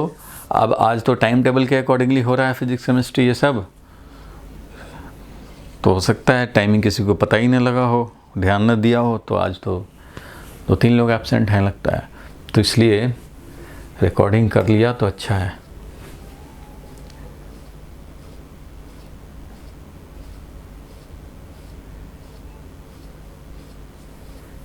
चलो अब दिखाता हूँ मैं, आपने ट्राई कर लिया, अप्रोच ले लिया, ये थोड़ा सा अलग है, इसमें सिर्फ 3 से काम नहीं बनेगा, 4th भी आ रहा है यहाँ पे, मोल भी आ रहा है। तो देखो यहाँ पे कैसे यूनिट निकालेंगे, इसका ऐसा यूनिट निकालना है, तो जिसका निकालना है पहले तो उसको एक्सप्रेस किया जाए भाई। तो R क्या होगा, तो यहाँ पे R का हम लोग निकालें यहाँ से, तो यहाँ से R is equal to, universal gas constant लिखना बंद करो, लिखना बंद करो, और ज़रा अब यहाँ देखो, तो R इज़ इक्वल टू हो जाएगा PV upon NT, PV upon NT। और अब यहाँ पे हम लोग डालेंगे, ये प्रेशर है तो प्रेशर तो होता है फोर्स डिवाइडेड बाई एरिया, तो फोर्स डिवाइडेड बाई एरिया लिखा प्रेशर का। चलो ठीक है भाई। वॉल्यूम लिखेंगे तो वॉल्यूम में 3 लेंथ मल्टीप्लाई होते हैं, वॉल्यूम है ये, इसमें 3 लेंथ मल्टीप्लाई होते हैं। अभी तो मैं वॉल्यूम लिख दे रहा हूँ, लेकिन ध्यान रखना कि वॉल्यूम मतलब 3 लेंथ मल्टीप्लाई होंगे, तभी तो मीटर क्यूब होता है इसका यूनिट। वॉल्यूम में कोई भी चीज़ का वॉल्यूम, चाहे वॉल्यूम हमारा, वॉल्यूम में 3 लेंथ मल्टीप्लाई होंगे, लेंथ, लेंथ एंड एक और लेंथ, 3 लेंथ मल्टीप्लाई होने ही हैं। अगर मान लो तुम स्फेयर का वॉल्यूम देखते हो 4/3 पाई आर क्यू, 3 लेंथ मल्टीप्लाई होगा। अगर वॉल्यूम देखते हो आप सिलेंडर का पाई आर स्क्वायर इंटू एच, देखते हो भाई, तो यहाँ आर स्क्वायर 2 लेंथ यहाँ मल्टीप्लाई होगा, एक height length multiply, 3 length multiply होना ही है किसी भी चीज़ का वॉल्यूम। अगर क्यूब का वॉल्यूम लोगे एक क्यूब, तो इसमें भी क्या होगा, 3 लेंथ मल्टीप्लाई होंगे। अगर मान लो कोन का वॉल्यूम लोगे तो भी 1/3 पाई आर स्क्वायर एच। तो भाई कभी भी 3 लेंथ जरूर मल्टीप्लाई होने हैं, इसलिए इसका यूनिट मीटर क्यूब तो होना ही है एसआई में, और सेंटीमीटर क्यूब होना है सीजीएस में। तो वो तो खैर सबको पता है भाई, ये बात तो सबको पता है। तो यहाँ पे हम लोग बात करेंगे, फोर्स अपॉन एरिया कर दिया, प्रेशर को, वॉल्यूम लिख दिया, और ये है मोल, और ये है टेम्परेचर। तो टेम्परेचर है भाई, तो इसको हम लोग टेम्परेचर ऐसे यहाँ पे। अब इसका हम लोग निकालना चाहते हैं भाई, एसआई सिस्टम में ही निकलेगा, क्योंकि देखो सीजीएस में नहीं निकल सकता ये। सीजीएस में तो सिर्फ मास और लेंथ और टाइम होता है, उसमें थोड़ी टेम्परेचर एक्सप्रेस कर पाएंगे और ना ही मोल कर पाएंगे, इसलिए सिर्फ इसका एसआई ही पूछेगा। और एसआई में ही इन सब के काम है। एसआई में याद होगा कि हम लोगों के कितने हैं, तो 7 फंडामेंटल हैं। आज उसका डिटेल भी थोड़ा देखेंगे। एसआई सिस्टम का लेंथ भी है, मास भी है, टाइम भी है, करंट भी है और टेम्परेचर भी है, अमाउंट ऑफ सब्सटेंस जो मोल भी है और ल्यूमिनस इंटेंसिटी कैंडेला भी है। ये सारे यूनिट है। टेम्परेचर के केल्विन है यूनिट, करंट के एम्पियर है यूनिट, सबको पता है भाई। टाइम का तो सेकंड है यूनिट और मास का हमारा केजी है यूनिट और लेंथ का हमारा मीटर है यूनिट। तो ये सब, ये 7 तो फंडामेंटल हैं ही एसआई में। और भी क्या क्या बात है वो भी देखेंगे हम लोग। फिलहाल इससे रिलेटेड काम कर लें हम लोग। तो देखो भाई, आर का हम लोग यूनिट निकालना चाहते हैं एसआई यूनिट, तो एसआई यूनिट के अकॉर्डिंगली काम करेंगे। फोर्स है, चाहे तो न्यूटन भी लिख सकते हैं, न्यूटन लिख सकते हो। वॉल्यूम है मीटर क्यूब, एरिया है मीटर स्क्वायर, एरिया है मीटर स्क्वायर, मोल है तो उसको तो भाई MOL ही लिखने पड़ेंगे, यही है इसका यूनिट। टेम्परेचर है तो वो केल्विन लिखो, केल्विन लिखेंगे इसको। तो इस तरह से, और इस न्यूटन को चाहो तो और एक्सपैंड कर सकते हो, ये भी हो गया यूनिट। या फिर इसको ये लिख सकते हो कि ये तो भाई होता है KG metre per second square, KG metre per second square, ये हमारा न्यूटन ही हो गया। और ये मीटर क्यूब है और डिवाइडेड बाई 1 मीटर स्क्वायर और है, और यहाँ पे 1 मोल है, और क्या है भाई, तो ये केल्विन है, इतना है। अब इसको हम लोग लिखना चाहें, ये कैलकुलेशन तो भाई आप आराम से कर सकते हैं, इसमें तो कोई प्रॉब्लम है नहीं। तो यहाँ पे देख रहे हो कि केजी हो जाएगा। और ये मीटर वाले की बात करें तो मीटर यहाँ पे देखो 4 है, इधर हमारा 2 ही है, तो यहाँ पे मीटर स्क्वायर रह जाएगा और यहाँ पर सेकंड स्क्वायर रह जाएगा। टाइम सेकंड का तो इतना ही है, और पर मोल भी हो जाएगा और पर केल्विन भी हो जाएगा। तो ये बन गया, इसमें 5 हैं, देख रहे हो 1 2 3, और ये मोल जो है वो है 4th, और ये केल्विन है, ये है 5th। क्योंकि मोल का यूनिट तो भाई MOL होता है, यही यूनिट है, इसलिए ये ऐसे लिखने पड़ेंगे। ये मत सोच लेना कि ये मीटर है, ये मीटर नहीं है भाई, MOL तीनों कलेक्टिवली है। और इसको कई बार लोग ऐसे ब्रैकेट भी लिख देते हैं। आप भी अगर कन्फ्यूजन दूर रखना चाहते हो तो ऐसे ब्रैकेट भी लिख सकते हो भाई, मोल का पावर -1 है और केल्विन का पावर -1 है, तो ऐसा लिखेंगे, ये हो जाएगा एसआई में। और ऐसा ही हम लोग लिख भी सकते हैं, एसआई के अलावा और कोई काम भी नहीं कर सकते यहाँ पे। तो यूनिवर्सल गैस कांस्टेंट का तुमने निकाल लिया। कोई परेशानी हो बताओगे?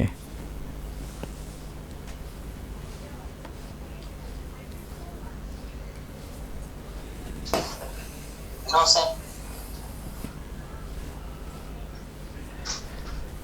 तो आगे बढ़ें, सब लोग लिख लिए? एक और देख लेते हैं, एक और अभी काम कर लो। एक और दिए, दे दें भाई धृति, और दे दें एक बार।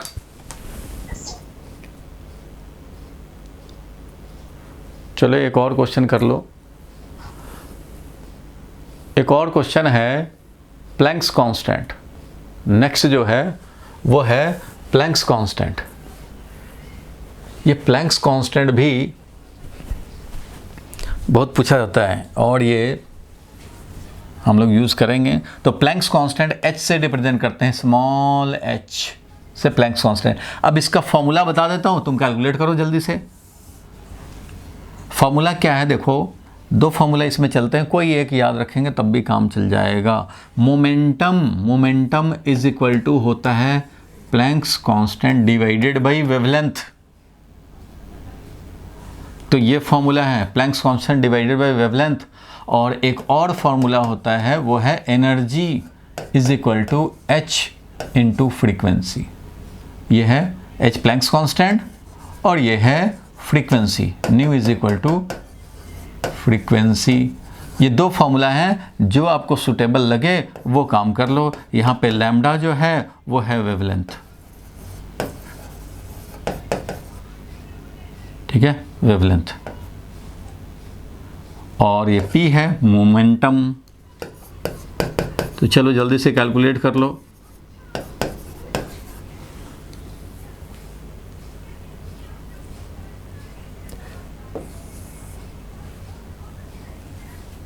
जल्दी कैलकुलेट कर लो। रेडी 1 2 3 कैलकुलेट करके हो जाओ free.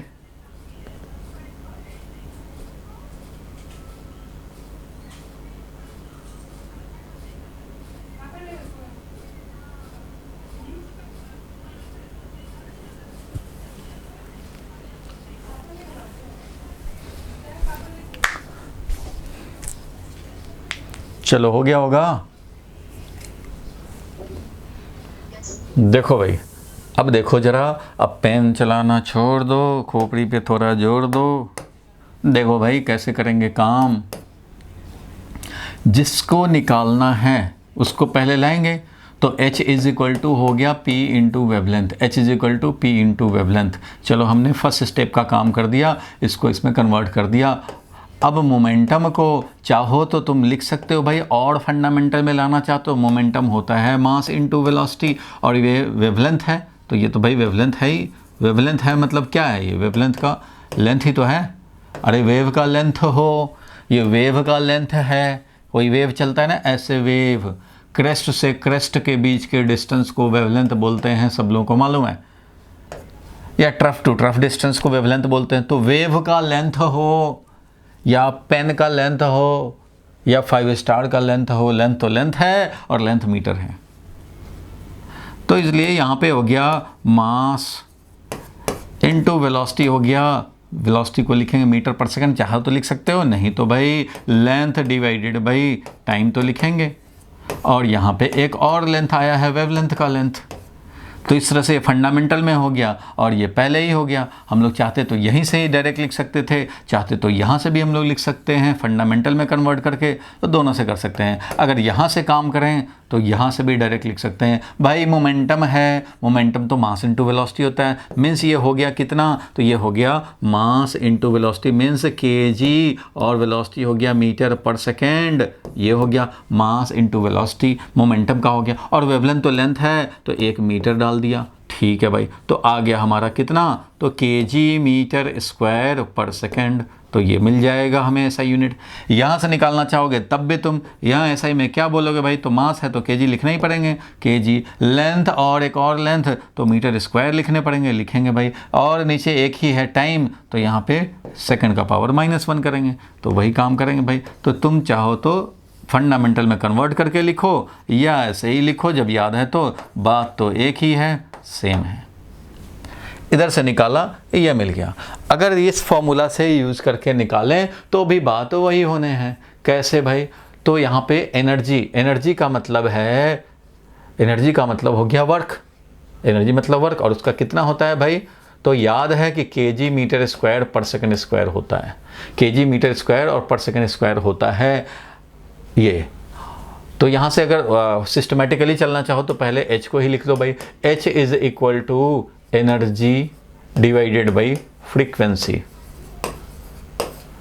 Energy divided by frequency, energy divided by frequency है। तो भाई अब H को लिखना चाहते हैं, एनर्जी है वर्क डन, वर्क डन मतलब force into displacement, force into displacement, यही है वर्क डन मतलब energy, divided by frequency, frequency का मतलब होता है 1 time period, frequency 1 time period होता है। ये समझ में आता है फ्रीक्वेंसी किसको बोलते हैं, फ्रीक्वेंसी, फ्रीक्वेंसी क्या होता है, फ्रीक्वेंसी, फ्रीक्वेंसी का यूनिट, फ्रीक्वेंसी का यूनिट क्या होता है, बोलो, फ्रीक्वेंसी का यूनिट क्या होता है, हर्ट्ज होता है, हर्ट्ज। इस हर्ट्ज का दूसरा नाम क्या है, हर्ट्ज का दूसरा नाम क्या है, CPS, दूसरा नाम।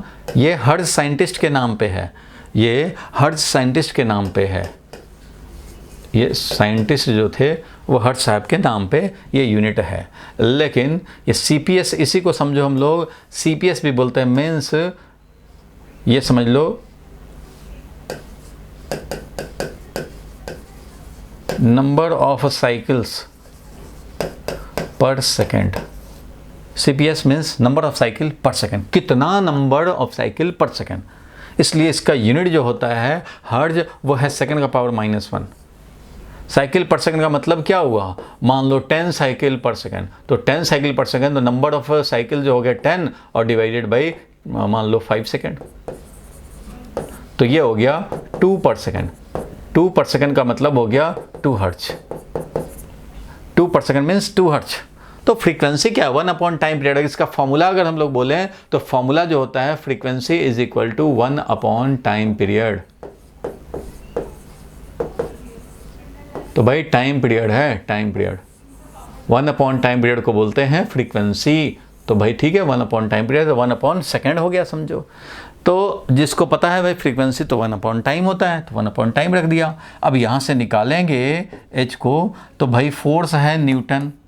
चलो हम लोग अब ऐसा यूनिट यहीं से लिख देते हैं इसका, ठीक है भाई, इसका ऐसा यूनिट लिखते हैं। तो फोर्स है न्यूटन, डिस्प्लेसमेंट है मीटर, ठीक है भाई, और ये टाइम ऊपर जाएगा तो ये सेकंड हो जाएगा। तो यही हो गया भाई ऐसा यूनिट। इसको और खोल के लिखना चाहते हो और इसको फंडामेंटल में लिखना चाहते हो भाई, तो न्यूटन तो खुद ही होता है KG metre per second square into ये मीटर इंटू ये सेकंड। तो क्या मिल गया भाई? तो ये मिल गया केजी मीटर स्क्वायर और सेकंड का पावर -1। केजी मीटर स्क्वायर और सेकंड का पावर -1। देखो केजी मीटर स्क्वायर और सेकंड का पावर -1, ये दोनों सेम ही होंगे, होना भी चाहिए। अब इतना को आपको नोट करने पड़ेंगे। नोट करने के लिए छोटा हो जा भाई।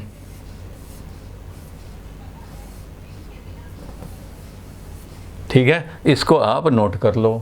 प्लैंक्स कांस्टेंट की बात हो रही थी, पहले वाले को मैं डिलीट कर दे रहा हूं, पहले वाले को हटाओ।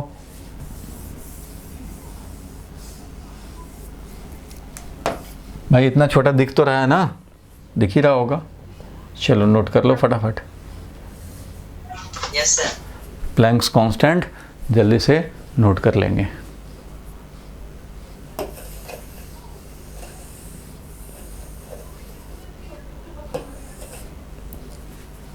करने आते हो तो एक कॉपी, एक पेन, एक वाटर बोतल,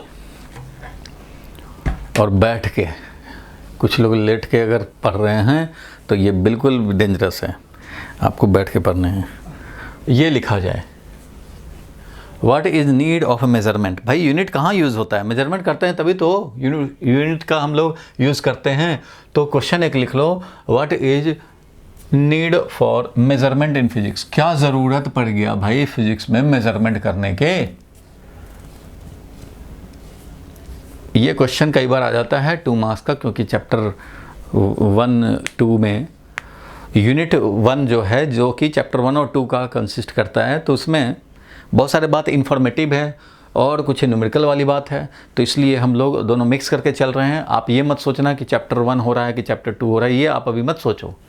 चैप्टर 1 बीच में, चैप्टर 1 के टॉपिक बिल्कुल ही थ्योरेटिकल हैं, वो हो जाएंगे इसी में, आपको पता भी नहीं चलेगा कब हो गए। बाकी मैं फिर सिलेबस में दिखा दूंगा कि देखो ये वाला हो गया, तुम बोलोगे हो गया, ये वाला हाँ भाई ये हो गया, ये वाला हो गया, तो भाई पूरा हो गया चैप्टर 2। सब कुछ हम लोग कराएंगे, लेकिन सीक्वेंस में जो समझ में आने में इजी हो उस तरह का सीक्वेंस। और वो सीक्वेंस कैसे बना भाई? तो जो 15-20 सालों से पढ़ा रहा हूँ, तो उस हिसाब से किस में बच्चे को इजी होता है समझना, वो टीचर को पता होता है। तो उस हिसाब से आपको करा रहा हूँ, इंटरेस्ट भी बना रहे और आराम से समझते चलें। चलो भाई, क्या ज़रूरत पड़ गया मेज़रमेंट का? क्योंकि फर्स्ट यूनिट जो है ना, फर्स्ट यूनिट तुम्हारा वो है physical world and measurement. Physical world, physics का वर्ल्ड एंड मेजरमेंट, यही तो है। तो ये मेजरमेंट की क्या ज़रूरत पड़ गई भाई? अरे भाई बहुत चक्कर है।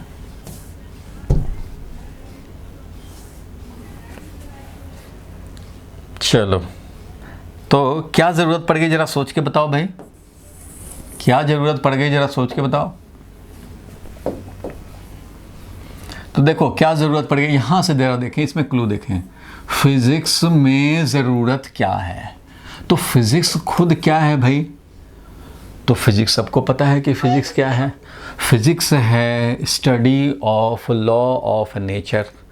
हम लोगों का देखो जो नेचर है, दैट इज़ जो सराउंडिंग में जो भी हम लोग देख रहे हैं, माउंटेन देख रहे हैं, बिल्डिंग देख रहे हैं, और क्लाउड्स देख रहे हैं, सन देख रहे हैं, मून देख रहे हैं, स्टार देख रहे हैं, और बहुत सारे क्रिएचर्स भगवान के दिए हुए देख रहे हैं, और बहुत सारे फिनोमेना भी हम लोग देख रहे हैं। उन फिनोमेना को देख देख करके, समझ करके, अच्छा ये कैसे हो रहा है, ये कैसे हो रहा है, तो बहुत सारे पहले के साइंटिस्ट लोग जो सोच करके कुछ कंक्लूज़न निकाले, फिर उसका टेस्ट किए, टेस्टिंग करके फिर उसको एक लॉ के फॉर्म में फॉर्मुलेट किए, वो हम लोग धीरे धीरे पढ़ रहे हैं और लॉ ऑफ नेचर के बारे में कुछ इन्फॉर्मेशन कलेक्ट कर रहे हैं। और ऐसे लॉ ऑफ नेचर का जो एनालिसिस हुआ है अब तक, उसको सिस्टमैटिकली बुक में यूनिट वाइज लिख देना, यही तो फिजिक्स बुक है। फिजिक्स का बुक पढ़ के हम लोग क्या सीखते हैं भाई, कि भाई मैकेनिक्स मोशन रिलेटेड जो लॉज हैं वो ये हैं, और ऑप्टिक्स से रिलेटेड वो ये सब हैं, और हीट एंड थर्मोडायनामिक्स से रिलेटेड ये हैं, सॉलिड्स फ्लूइड से रिलेटेड ये हैं, गैस से रिलेटेड ये हैं। ये सारे जो हैं वो हम लोग समराइज़ करके बुक में दिया हुआ है। इसका एग्जैक्ट अगर एक सब्जेक्ट पे चलें तो एक एग्जैक्ट सब्जेक्ट, एक मान लो मैकेनिक्स ही पकड़ लें या हीट एंड थर्मोडायनामिक्स, तो इसमें पूरी ज़िंदगी बीत जाएंगे जितना लोगों को पता लग गया है उतना ही जानने में। तो फिज़िक्स बहुत वास्ट है। हाँ, ये बात है कि फ़िज़िक्स में जो मेन चीज़ हुए हैं वो आपको शॉर्टकट में जो कि समझ में आ पाए, तो इंट्रोडक्शन टू फिज़िक्स है, समझो इंट्रोडक्शन टू फिजिकल वर्ल्ड, यही हम लोग 11th-12th में पढ़ते हैं। ऐसा मत समझ लेना कि 11th-12th में बहुत ज़्यादा फिज़िक्स पढ़ लिए, नहीं भाई। फिज़िक्स जितना है उसको समझने के लिए, यानी कि ब्रह्मांड जो है ना, पूरा यूनिवर्स, सब तो कौन कैसा किस तरह से हो रहा है, इसको समझने में तो हज़ारों जन्म लग जाएंगे, तब भी समझ में पूरा नहीं आएगा। हाँ, ये ज़रूर है कि हम लोग थोड़ा जो पता लग चुका है उसका थोड़ा इंट्रोडक्टरी बात 11th-12th में पढ़ पाएंगे। इसलिए फ़िज़िक्स तो बहुत वास्ट है। हम लोग एनालाइज करने का कोशिश करेंगे, लॉज ऑफ नेचर को थोड़ा जानना, कौन कौन सा रूल फॉलो हो रहा है वो हम लोग काम कर रहे हैं। तो physics is actually study of law of nature and the natural phenomena what are occurring around us, यही हम लोग देखते हैं। अब इसमें लॉज ऑफ नेचर आप स्टडी करोगे, पढ़ोगे, एंड नेचुरल फिनोमेना, तो ठीक है भाई, नेचुरल फिनोमेना ये सब हम लोग स्टडी करते हैं और इसके बेसिस पे एनालाइज करते हैं। अच्छा ये हुआ तो इसका मतलब अब ये गिराएंगे तो ये होना चाहिए, तो उसके बेसिस पे प्रेडिक्शन भी करते हैं। और रॉकेट अगर ऐसे लॉन्च करेंगे और धीरे धीरे डायरेक्शन और स्पीड चेंज होगा तो ये ऑर्बिट में आ जाएगा और ये सैटेलाइट बन जाएगा। तो ये सारा प्रेडिक्शन कैलकुलेशन करके और तब हम लोग रॉकेट लॉन्च करते हैं, तो फिर वो काम करने लगता है, कई बार फेल भी हो जाता है। तो बहुत सारे चीज़ें हैं जो फिज़िक्स के नॉलेज के बेसिस पे हम लोग नेचर को समझने का कोशिश किए हैं, नेचुरल फिनोमेना को समझने का कोशिश किया और इस बेसिस पे प्रेडिक्शन भी करते हैं। और ये काम जो फिज़िक्स का है, नेचर को ऑब्जर्व करना, समझना, ये आप बाई बर्थ ही करते आ रहे हैं। जो छोटे बच्चे होते हैं ना, 2 ईयर के, 6 ईयर के, तो उनको भी पता होता है कि सोफे पे से जंप मारेंगे तो कुछ खास चोट नहीं लगेगा, लेकिन उसी छोटे बच्चे को 6 मंथ वाला या 2 ईयर वाले को अगर अलमीरा पे ऊपर बैठा दो तो फिर वो चुपचाप से ऐसे बैठे रहेंगे। उनको भी पता है कि यहाँ से गिरेंगे तो क्या होगा, तो उसको भी पता है किस तरह से, उसको भी तो एक्सपीरियंस करके किसी ने सिखाया थोड़ी कि इतना ऊपर से गिरोगे तो पैर टूट जाएगा। तो ऑब्ज़र्व करते हैं, ऐसे चोट लगाएंगे, मारेंगे तो क्या होगा, तो 2-4 साल में सब लोग ऑब्ज़र्व करते करते सीखने लग जाते हैं। तो ये काम जो है ना, वो आप पहले से ही कर रहे हैं, ऑब्जर्वेशन करके कर रहे हैं और अब आपको सिस्टमेटिकली स्टडी कर रहे हैं। तो लॉ ऑफ नेचर हम लोग समझने के लिए या समझाने के लिए pulling action, pushing action, force define किया, मोशन हो रहा है तो कितना फास्ट वेलोसिटी डिफाइन किया।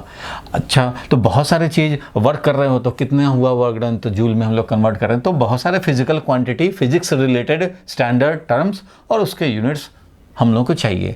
तो लॉ ऑफ नेचर को समझने के लिए, समझाने के लिए, एक्सप्लेन करने के लिए, एनालिसिस करने के लिए या प्रेडिक्ट करने के लिए हम लोगों ने बहुत सारे फिजिकल क्वांटिटी का मेजरमेंट करने की ज़रूरत पड़ेगी, क्योंकि एक्यूरेसी चाहिए। क्या चाहिए हमें भाई? एक्यूरेसी चाहिए। तो एक्यूरेसी कैसे आएगा, उसको मेजर करो ना। अब मान लो इतना बड़ा ये बोर्ड है, अब इतना ही बड़ा बोर्ड डुप्लीकेट दूसरे क्लासरूम में लगवाना चाहते हैं, तो भाई इसको मेज़र करेंगे ना। ऐसा थोड़ी बोलेंगे कि अच्छा 3 हाथ का बोर्ड बना दो, 4 हाथ का बोर्ड बना दो, तो ये तो एक्यूरेसी नहीं रहेगी। अब बनाने वाले का हाथ छोटा रहेगा तो वो तो छोटा ही बना देगा। तो एक एक्यूरेसी इन मेजरमेंट में एक्यूरेसी होना चाहिए। और मेजरमेंट करते क्यों हैं भाई?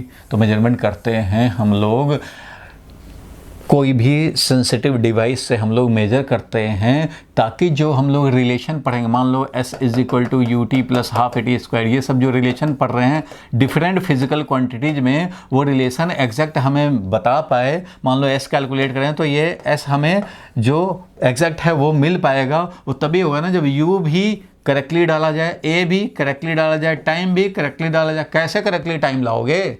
तो भाई वॉच से मेजर करोगे, रिस्ट वॉच से करो या स्टॉप वॉच से करो, तो मेजरमेंट तो करने पड़ेंगे ना। एक्सेलरेशन मेजरमेंट करने पड़ेंगे, इनिशियल वेलोसिटी मेजरमेंट तो करने पड़ेंगे ना। तो मेजरमेंट के बिना हम लोग इनके रिलेशन, फिजिक्स के लॉज को समझने के लिए, समझाने के लिए, एनालिसिस करने के लिए, और इनमें जो डिफरेंट रिलेशन है इनको एक्यूरेटली समझने समझाने के लिए we need measurement of some quantities. तो मेजरमेंट तो करने पड़ेंगे। समझ में आ गया होगा। अब इसको हम लोग नोट कैसे करेंगे? तो ठीक है भाई, स्टैंडर्ड फॉर्म में और बुक के सपोर्ट के साथ कैसे लिखना चाहिए तो आप भी लिख लो। बात तो समझ गए हो, लिखना है लिख लिया जाए। जो बात अभी मैंने डिस्कस की वही मैंने यहाँ पे लिख दिया है ताकि टाइम बचे क्लास का। देखो अभी जो मैंने बताया, physics is exact science. Exact science है which express various natural phenomena in terms of the relationship among quantities। बहुत सारे क्वांटिटीज जो इन्वॉल्व होते हैं रिलेशन में, तो ये एग्जैक्ट साइंस है। और ये नेचुरल फिनोमेना को हम लोग रिलेशनशिप के अकॉर्डिंगली एक्सप्लेन करते हैं, समझते हैं, समझाते हैं, which are among different quantities. Hence for progress of science and technology the high accuracy and precise measurement is required. Highly accurate यानी कि high accuracy and precise measurement होने चाहिए। प्रिसाइज मतलब पॉइंट पॉइंट का हिसाब होना चाहिए। अगर लेंथ लिखे हैं बोर्ड का तो ये 2.012 मीटर है, ये प्रिसाइज बोलते हैं इस बात को। जो पॉइंट पॉइंट के छोटे छोटे का भी हिसाब किताब कर ले वो प्रिसाइज मेजरमेंट है। और एक्यूरेसी का मतलब है कि जितना है उतना मेजर कर ले। तो ये है नीड ऑफ मेजरमेंट। कई बार 2 मार्क्स का आएगा क्वेश्चन, ठीक है, स्कूल में। What is need of measurement, तो लिख लो भाई what is need of measurement. और ये 2 मार्क्स का क्वेश्चन आएगा या 1 मार्क्स का क्वेश्चन आएंगे। तो ये बात तुम्हें लिखने चाहिए। तो लिख लो जल्दी से भाई, इसको नोट कर लो या स्क्रीनशॉट ले लेंगे। तो what is need of measurement, ज़रूरत है नेचुरल फिनोमेना को समझने समझाने के लिए वेरियस क्वांटिटीज और उनके रिलेशन को स्टेब्लिश करना और एनालाइज करने के लिए we need measurement of some quantities. और जो एक्यूरेट होना चाहिए, प्रिसाइज मेजरमेंट होना चाहिए एक्यूरेसी के साथ। प्रिसाइज मतलब अप टू पॉइंट मतलब डेसिमल के आगे जितना ज़्यादा हमारा वैल्यू नोन होगा उतना ज़्यादा प्रिसाइज होगा। प्रिसाइज का मतलब यही हो गया कि पॉइंट के बाद कितना ज़्यादा तक, कितने ज़्यादा डिजिट तक तुम्हें पता है क्वांटिटी। जितना ज़्यादा डिजिट तक नोन होगा उतना प्रिसाइज मेजरमेंट बोला जाएगा।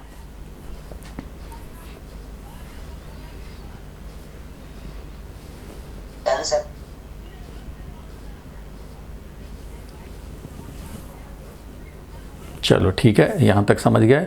और जो अभी डिस्कशन में आया एक टर्म, वैसे तो ये पूछा नहीं जाता, व्हाट इज फिजिक्स। एक्चुअली ये चैप्टर 1 का है, व्हाट इज फिजिक्स। तो भाई फिजिक्स क्या है, तो अभी बताया है, it is study analysis and prediction of natural phenomena. ठीक है, नेचर में जो हो रहे हैं।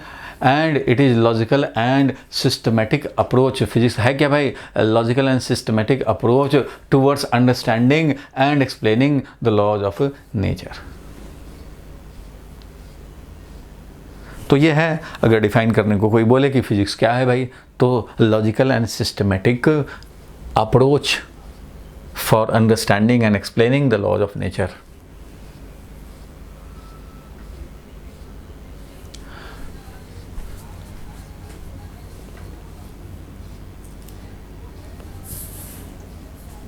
समझ गए यहाँ तक? कोई परेशानी नहीं?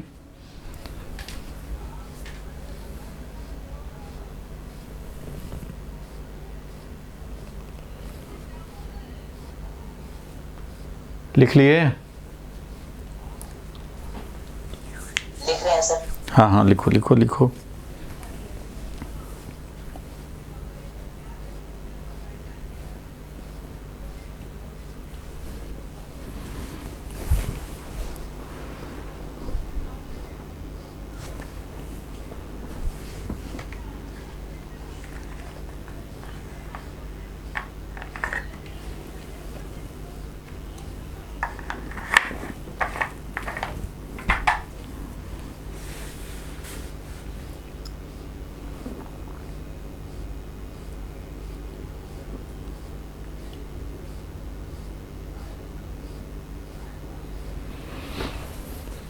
चलो भाई, नोट कर लिए?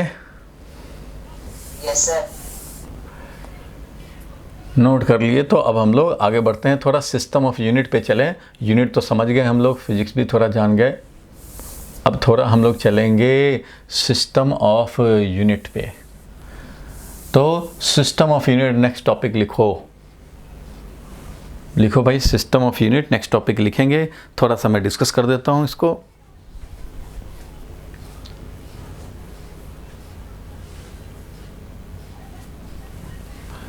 लिख लिए सिस्टम ऑफ यूनिट, और लिख लिए तो बस अब पेन को रख दो, पेन को दो आराम, खोपड़ी को दो थोड़ा काम। सिस्टम ऑफ यूनिट्स हम लोग देखने जा रहे हैं। देखो भाई, यूनिट तो ज़रूरी है। यूनिट तो पता ही है तुम्हें क्या होता है भाई। तो ये standard value for a certain quantity, जिसको हम लोगों ने यूनिट बना दिया। अब उसी के टर्म में उस क्वांटिटी को एक्सप्रेस करेंगे। मल्टीपल्स, मान लो हमने स्टैंडर्ड क्वांटिटी एक है लेंथ, तो लेंथ का एक स्टैंडर्ड वैल्यू को हमने मीटर यूनिट बना दिया। अब कोई भी दुनिया का लेंथ होगा तो उसको हम लोग इसके टर्म में लिख पाएंगे कि 10 मीटर है, या 1000 मीटर है, या 2 मीटर है, या 0.002 मीटर है। जो भी है भाई वो बताएंगे। तो metre is standard value for a given quantity. उसी तरह से हर क्वांटिटी के लिए अपना अपना यूनिट बना हुआ है।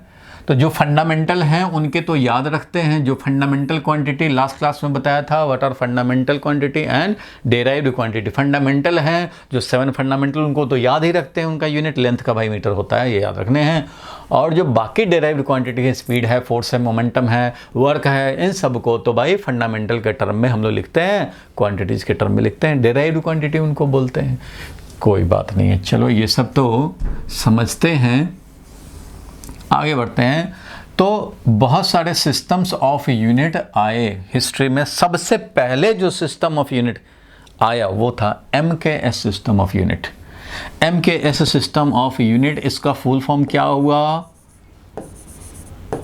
MKS system of unit, metre kilogram second. Metre is for length, kilogram is for mass, and second is for time. तो इस तरह से ये यूनिट बने 3। MKS सिस्टम में उस समय फिजिक्स बहुत ज़्यादा डेवलप्ड नहीं था। लोगों ने यूनिट का रिक्वायरमेंट समझा कि अच्छा भाई यूनिट तो होना चाहिए, जब एक्सप्रेस करने हैं, एक्यूरेसी रखने हैं, तो भाई यूनिट के टर्म में ही तो लिख पाएंगे। चलो स्टैंडर्ड बना दिया गया मेजरमेंट करने के लिए। तो उस समय फिजिक्स मतलब लोग क्या समझते थे कि मोशन रिलेटेड जो बात हो रही है वही फिजिक्स है। तो भाई मोशन रिलेटेड ये 3 क्वांटिटी थे, लेंथ, मास और टाइम, इससे काम चलाना शुरू किए। तो सबसे हिस्ट्री में सबसे पुराना सिस्टम MKS सिस्टम। इसके बाद हुआ क्या? ठीक है भाई, कुछ लोगों ने इसको फॉलो करना शुरू किया MKS सिस्टम में। चलो लिखने हैं, समझने हैं, समझाने हैं।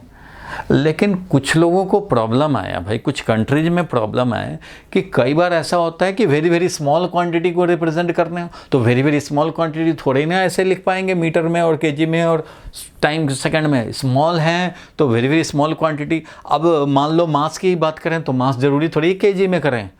अब मान लो किसी की शादी होने वाली है, अब उसको दुल्हन के लिए कान वाला बनवाना है, नाक वाला बनवाना है गोल्ड का, तो क्या वो केजी में बनाएगा? केजी में बनाएगा तो नाक टूट जाएगा, कान नीचे निकल जाएगा, तो गड़बड़ हो जाएगा भाई। तो ऐसे कंडीशन में या तुम्हें गोल्ड परचेज करने हैं तो तुम थोड़ी केजी में परचेज करोगे। सब लोग थोड़ी केजी में परचेज कर सकता है? नहीं कर सकता भाई। तो उसके लिए हमें चाहिए, नहीं हमें तो बस 2 ग्राम चाहिए।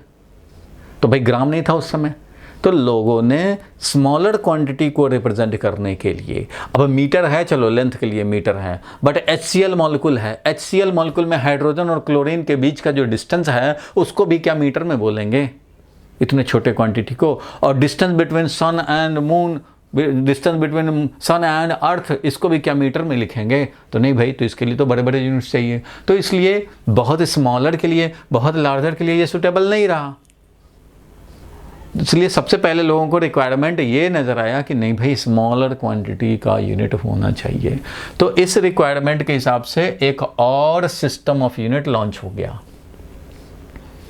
और ये कुछ कंट्रीज में ये फॉलो हुआ, और कुछ दूसरे कंट्री वाले ने CGS बना दिया, CGS सिस्टम ऑफ यूनिट। तो CGS में क्या हुआ भाई? तो CGS है सेंटीमीटर ग्राम सेकंड। तो सेंटीमीटर वही लेंथ का सेंटीमीटर बना दिया, और इसको ग्राम बना दिया, और इसका वही रहने दिया भाई सेकंड। जैसे ये था सेकंड, वैसे ये रह गया, इसमें कोई चेंज नहीं किया। लेकिन CGS सिस्टम में ये स्मॉलर क्वांटिटी के लिए ये बन गया। ठीक है भाई। अब इसके बाद तो कुछ ये फॉलो कर रहे हैं, कुछ ये फॉलो कर रहे हैं, फिर प्रॉब्लम आया। किसको प्रॉब्लम आया? सबसे पहले प्रॉब्लम आया इंग्लैंड वालों को, अंग्रेज़ों को। ठीक है, ये इंग्लिश वाले जो थे ना, इनका तुम्हें पढ़ा होगा हिस्ट्री। तो एक टाइम ऐसा था 200 साल पहले, 300 साल पहले, वर्ल्ड के 70% कंट्रीज में इंग्लिश रूल था। इंग्लैंड वाले ही किंग थे। 70% ऑफ द एंटायर वर्ल्ड पे इनका रूलिंग था।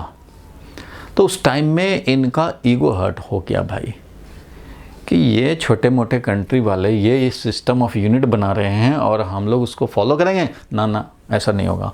इन्होंने बोला कि भाई आपको रिक्वायरमेंट है, मेज़रमेंट एक्सप्रेस करना है यूनिट में, तो आप हमें बताओ, हमारे साइंटिस्ट रूल बनाएंगे और उसको आपको फॉलो करने होंगे। तो ईगो प्रॉब्लम के चलते एक और सिस्टम का बर्थ हुआ, वो था FPS system. FPS system ego problem के चलते आया। पूछा गया भाई, अच्छा तुम्हें कौन कौन सा भाई क्वांटिटी को एक्सप्रेस करने में प्रॉब्लम आ रही है? तो लोगों ने बोला, हुजूर माई बाप, हमें तो चाहिए एक लेंथ, एक टाइम और एक मास। तो इसके लिए हम लोगों ने ये बना रखा है। तो नहीं नहीं, वो सब कुछ नहीं चलेगा भाई, हमारे साइंटिस्ट जो बोलेंगे वो चलेगा। तो उन्होंने तीनों का लेंथ का बना दिया फुट, मास के लिए बना दिया पाउंड, और टाइम के लिए चल भाई एक तुम्हारा भी रख लेते हैं, तुम भी खुश रहो। तो फुट पाउंड सेकंड सिस्टम में FPS सिस्टम बना दिया गया। अब FPS बना दिया गया, चलो भाई अब ज़बरदस्ती फॉलो करो, फॉलो करो, फॉलो करो, फॉलो, तुम भी फॉलो करो भाई, तुम भी फॉलो करो, तुम्हारे कंट्री में भी होना चाहिए, तुम्हारे में भी, इंडिया में भी होना चाहिए, हाँ भाई होना चाहिए।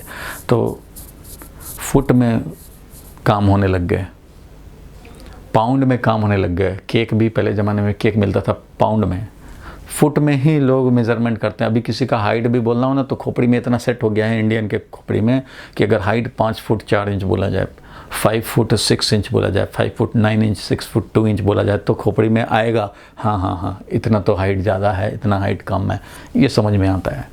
कोई बोल देगा कि नहीं 180 सेंटीमीटर का है, इसका हाइट जो है 180 सेंटीमीटर का है, समझ में नहीं आएगा, इंटरप्रेट नहीं कर पाएंगे। तो इंटरप्रिटेशन आज के टाइम में भी वो फुट नहीं निकला है खोपड़ी में से। तो FPS सिस्टम तो ये लोगों ने इम्प्लीमेंट करवाना इंग्लैंड वालों ने शुरू किया, लेकिन कुछ लोग CGS, कुछ लोग MKS, कुछ लोग FPS, जो जितना इफेक्ट कर पाया किया, और कुछ इंडिपेंडेंट भी होने लग गए धीरे धीरे कंट्रीज। तो इसलिए जो इंडिपेंडेंट हो गए वो मानना बना कर दिए, वो नहीं माने, छोड़ो भाई FPS नहीं करेंगे, जो हमें अच्छा लगेगा वही करेंगे। तो इस तरह से ये भी पूरे वर्ल्ड में न ये चला, न ये चला, न ये चला। मीन्स इन तीनों सिस्टम ऑफ यूनिट में एक कॉमन डिमेरिट आया, not universally accepted. World wide acceptance तीनों में से किसी को भी नहीं मिल पाया। ठीक है भाई। तो इसके बाद एक और प्रॉब्लम था कि तब तक फिजिक्स में और भी ब्रांचेज इंक्लूड हो गए, और भाई कोई बोले कि अच्छा हीट एंड थर्मोडायनेमिक्स से रिलेटेड तो कुछ है ही नहीं, हमें डिग्री ऑफ हॉटनेस बताना है, हमें तो कुछ ऐसा यूनिट चाहिए ना जो हॉट बताए, टेम्परेचर जो बताए। तो टेम्परेचर का तो कुछ लिया ही नहीं है तुम लोगों ने, टेम्परेचर है ही नहीं।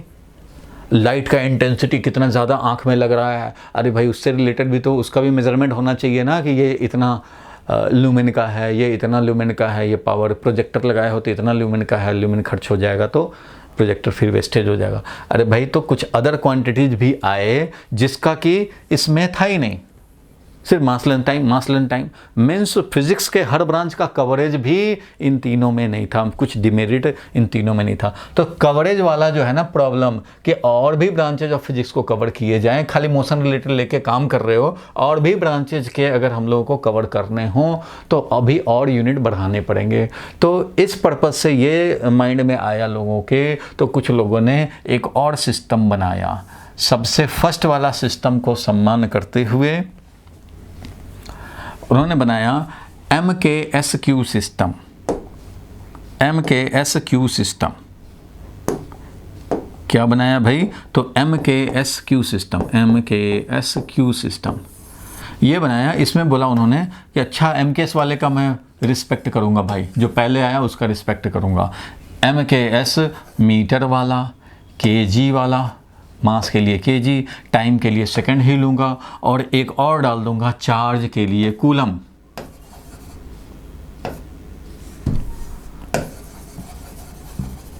कूलम ये किसके लिए आया भाई? तो ये आया चार्ज के लिए। चार्ज के लिए ये वाला यूनिट आ गया कूलम। ठीक है, तो इस तरह से ये बन गया, ये फोर्थ आ गया यूनिट कूलम। तो MKSQ system, Q means charge, Q charge को रिप्रेजेंट कर रहा है, और चार्ज का चार्ज का यूनिट जो आया वो कूलम आया। सिंपली C से रिप्रेजेंट कर देते हैं इसको। कूलम पूरा लिखें या ऐसे C लिख देंगे। कूलम में अगर पूरा लिखेंगे तो स्मॉल c से लिखेंगे, बताया ही था लास्ट क्लास में। साइंटिस्ट का नाम लिखना होगा तो कैपिटल की से, अदरवाइज स्मॉल ही से। यूनिट जो होगा वह स्मॉल q से, स्मॉल c से लिखेंगे।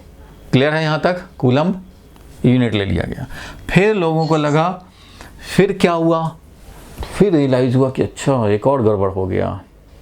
इलेक्ट्रिसिटी का कवरेज के लिए हमने कूलम तो ले लिया चार्ज का, बट हम लोग इलेक्ट्रिसिटी जब हम लोग पढ़ते हैं तो चार्ज से ज़्यादा हम लोग करंट की बात करते हैं। करंट को ज़्यादा टाइम रेफ़र करना पड़ता है, चार्ज को तो कम ही टाइम रेफ़र करना पड़ता है। चार्ज को हम लोगों ने स्टैंडर्ड बना दिया, ये बात ठीक नहीं हुआ। करंट ज़्यादा यूज होता है, करंट को स्टैंडर्ड बनाना चाहिए था। फिर एक और सिस्टम आया, MKSA सिस्टम। MKSA सिस्टम वही मीटर, वही kg, वही सेकंड, लेकिन मॉडिफाई कर दिया। नहीं भाई चार्ज नहीं, हमारा करंट रहेगा और उसका एम्पियर रहेगा। तो ये एम्पियर जो था वो करंट का यूनिट, ये जो आया वो करंट क्वांटिटी के लिए आया। करंट को स्टैंडर्ड बना दिया गया, चार्ज के बदले करंट को स्टैंडर्ड बना दिया गया। तो ये सिस्टम बन गया MKSA सिस्टम। ठीक है, यहाँ तक कोई परेशानी नहीं इसमें? ठीक है। इसके बाद फिर दूसरा, अब भाई देखो इतने प्रॉब्लम जैसे जैसे आते गए वैसे वैसे न्यू सिस्टम आते गए। अब मैं बता रहा हूँ तुम्हें कि लोग परेशान हो गए।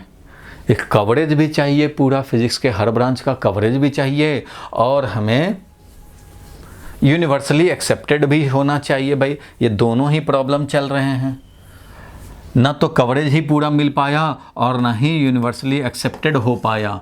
इसलिए लोगों ने अब क्या किया भाई, तो new system SI system introduce हुआ। ये SI system is the final system, जो कि इंट्रोड्यूस होने के बाद किसी और की ज़रूरत अब तक नहीं पड़ी है। तो इसलिए SI सिस्टम पिक्चर में आया। ये पिक्चर में लाने के पहले ये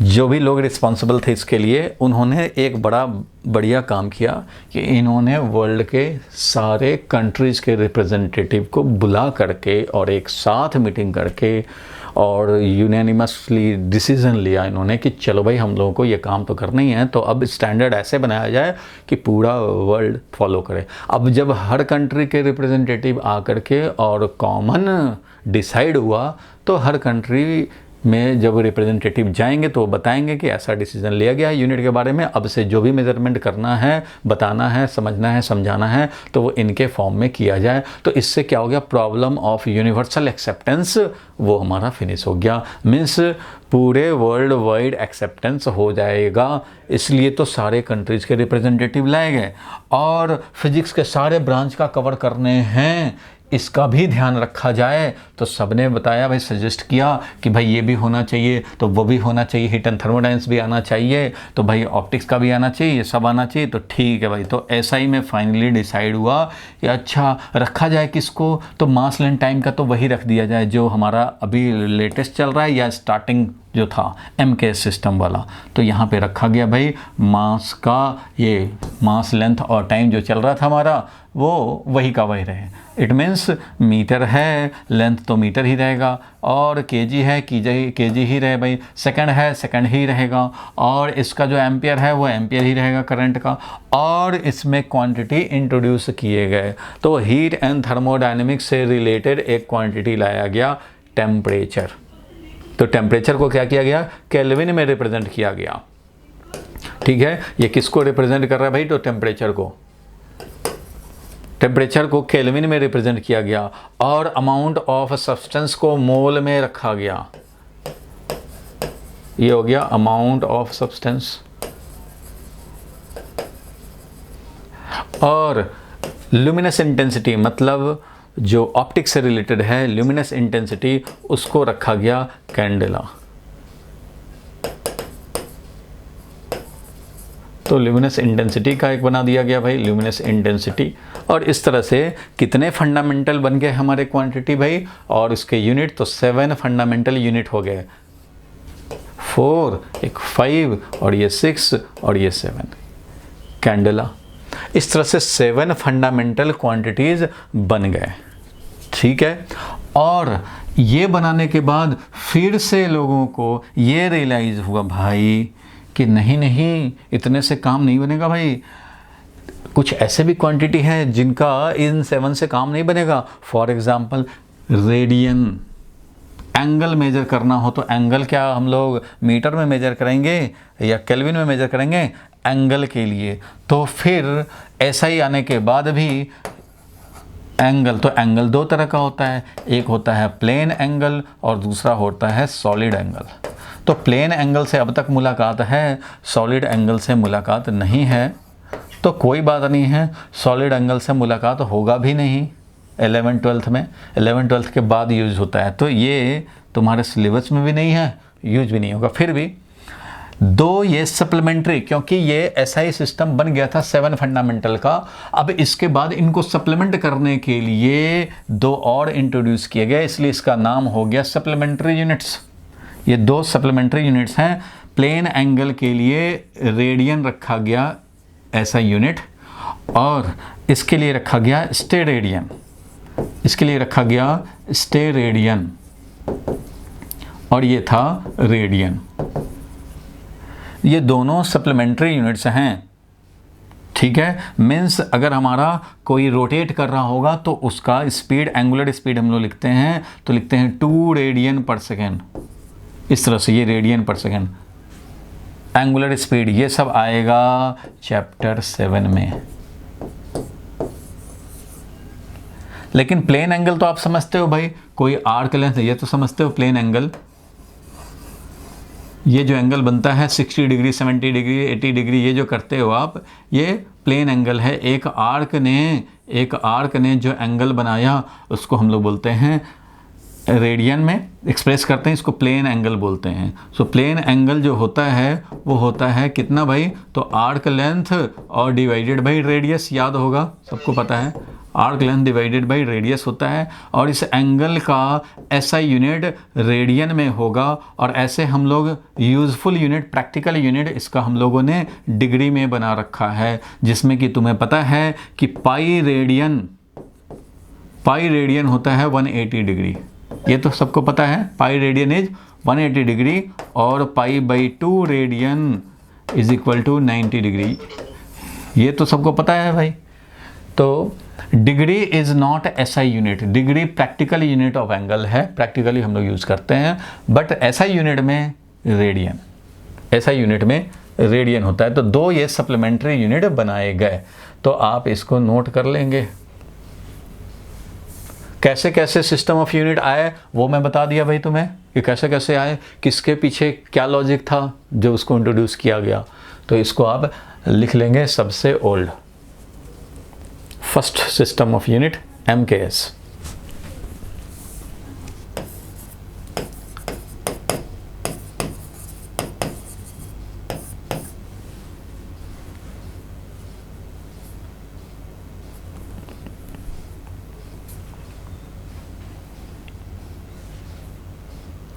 जल्दी से लिख लोगे या स्क्रीनशॉट ले लोगे? लिख लिया सर। ये तो नीचे वाला तो लिखोगे, ये भी लिख लिया? Yes sir. अरे तुम तो बहुत होशियार हो भाई विवेक। वायरस तो नहीं हो ना? वायरस दो काम करता है भाई, मजाक कर रहा हूँ। वायरस दो काम करता है, इस हाथ से भी लिखता था और इस हाथ से भी। 3 इडियट में देखा था ना, वायरस दोनों हाथ से लिखता था। तो ऐसे ही दो खोपड़ी मत चलाओ भाई, समझने के टाइम में समझेंगे, लिखने के टाइम में लिखेंगे। चलो कोई बात नहीं, तुमने लिख लिया तो अच्छा काम किया। इस तरह से एंगल भी दिखा दिया हम लोगों ने, तो कम से कम हिस्ट्री तो समझ में आ गई। हर सिस्टम के कॉरस्पॉन्डिंग एक कहानी है। अब इससे क्या प्रॉब्लम सॉल्व, क्या हमारा प्रॉब्लम सॉल्व हो गया भाई ऐसा ही आने से? तो यूनिवर्सल एक्सेप्टेंस का जो प्रॉब्लम था पहले के सिस्टम्स में वो क्लियर हो गए, और coverage of all branches of physics हो गए। तो इसका बेनिफिट क्या है वो मैं, अभी तो टाइम निकल रहा है, तुम्हारा टाइम हो गया ऑलमोस्ट, इसलिए अभी मैं होमवर्क दूंगा और इसके आगे का डिस्कशन कि क्या बेनिफिट हुए, क्या फ़ायदा हुआ, तो इस पर भी क्वेश्चन आते हैं तो वो भी मैं करवाऊंगा। सबने नोट कर लिया यहाँ तक? आलिया? चलो ठीक है, नोट कर लिया। तो आगे के क्वेश्चन जो रह गए हैं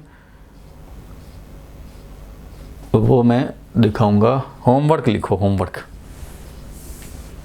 होमवर्क ये है तुम्हारा अभी के लिए होमवर्क ये है आपको कि मैथमेटिकल काम थोड़ा कर लें, मैथमेटिकल काम थोड़ा सा कर लें जो ज़रूरत है। देखो मैं मैथमेटिकल टूल में डिफरेंशिएशन, इंटीग्रेशन, वेक्टर तो कराऊंगा, लेकिन आपको ट्रिग्नोमेट्रिकल जितने फॉर्मूलाज हैं 10th में 9th में वो आप रिवाइज करके लिखेंगे। एक कॉपी में, एक होमवर्क का कॉपी बना लेना और एक क्लास नोट में तो अभी लिख रहे हो, एक होमवर्क का कॉपी बना के रखना। ऑफलाइन जब खुलेगा तो मैं चेक करूँगा सबका होमवर्क कॉपी, ठीक है?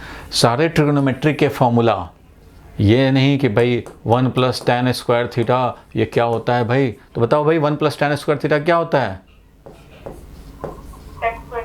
Sec square theta. तो ऐसे जो फॉर्मूलाज बने हुए हैं वो सब याद कर लोगे और लिख लोगे एक बार। और main points of quadratic equation क्या होता है, इसके रूट्स क्या होते हैं, रूट्स हमारे इक्वल कब होते हैं, रूट्स हमारे रियल कब होते हैं। तो ये थोड़ा बहुत जो भी दो वैल्यूज़ होते हैं क्वाड्रेटिक इक्वेशन का वो आप नोट कर लेना, याद कर लेना।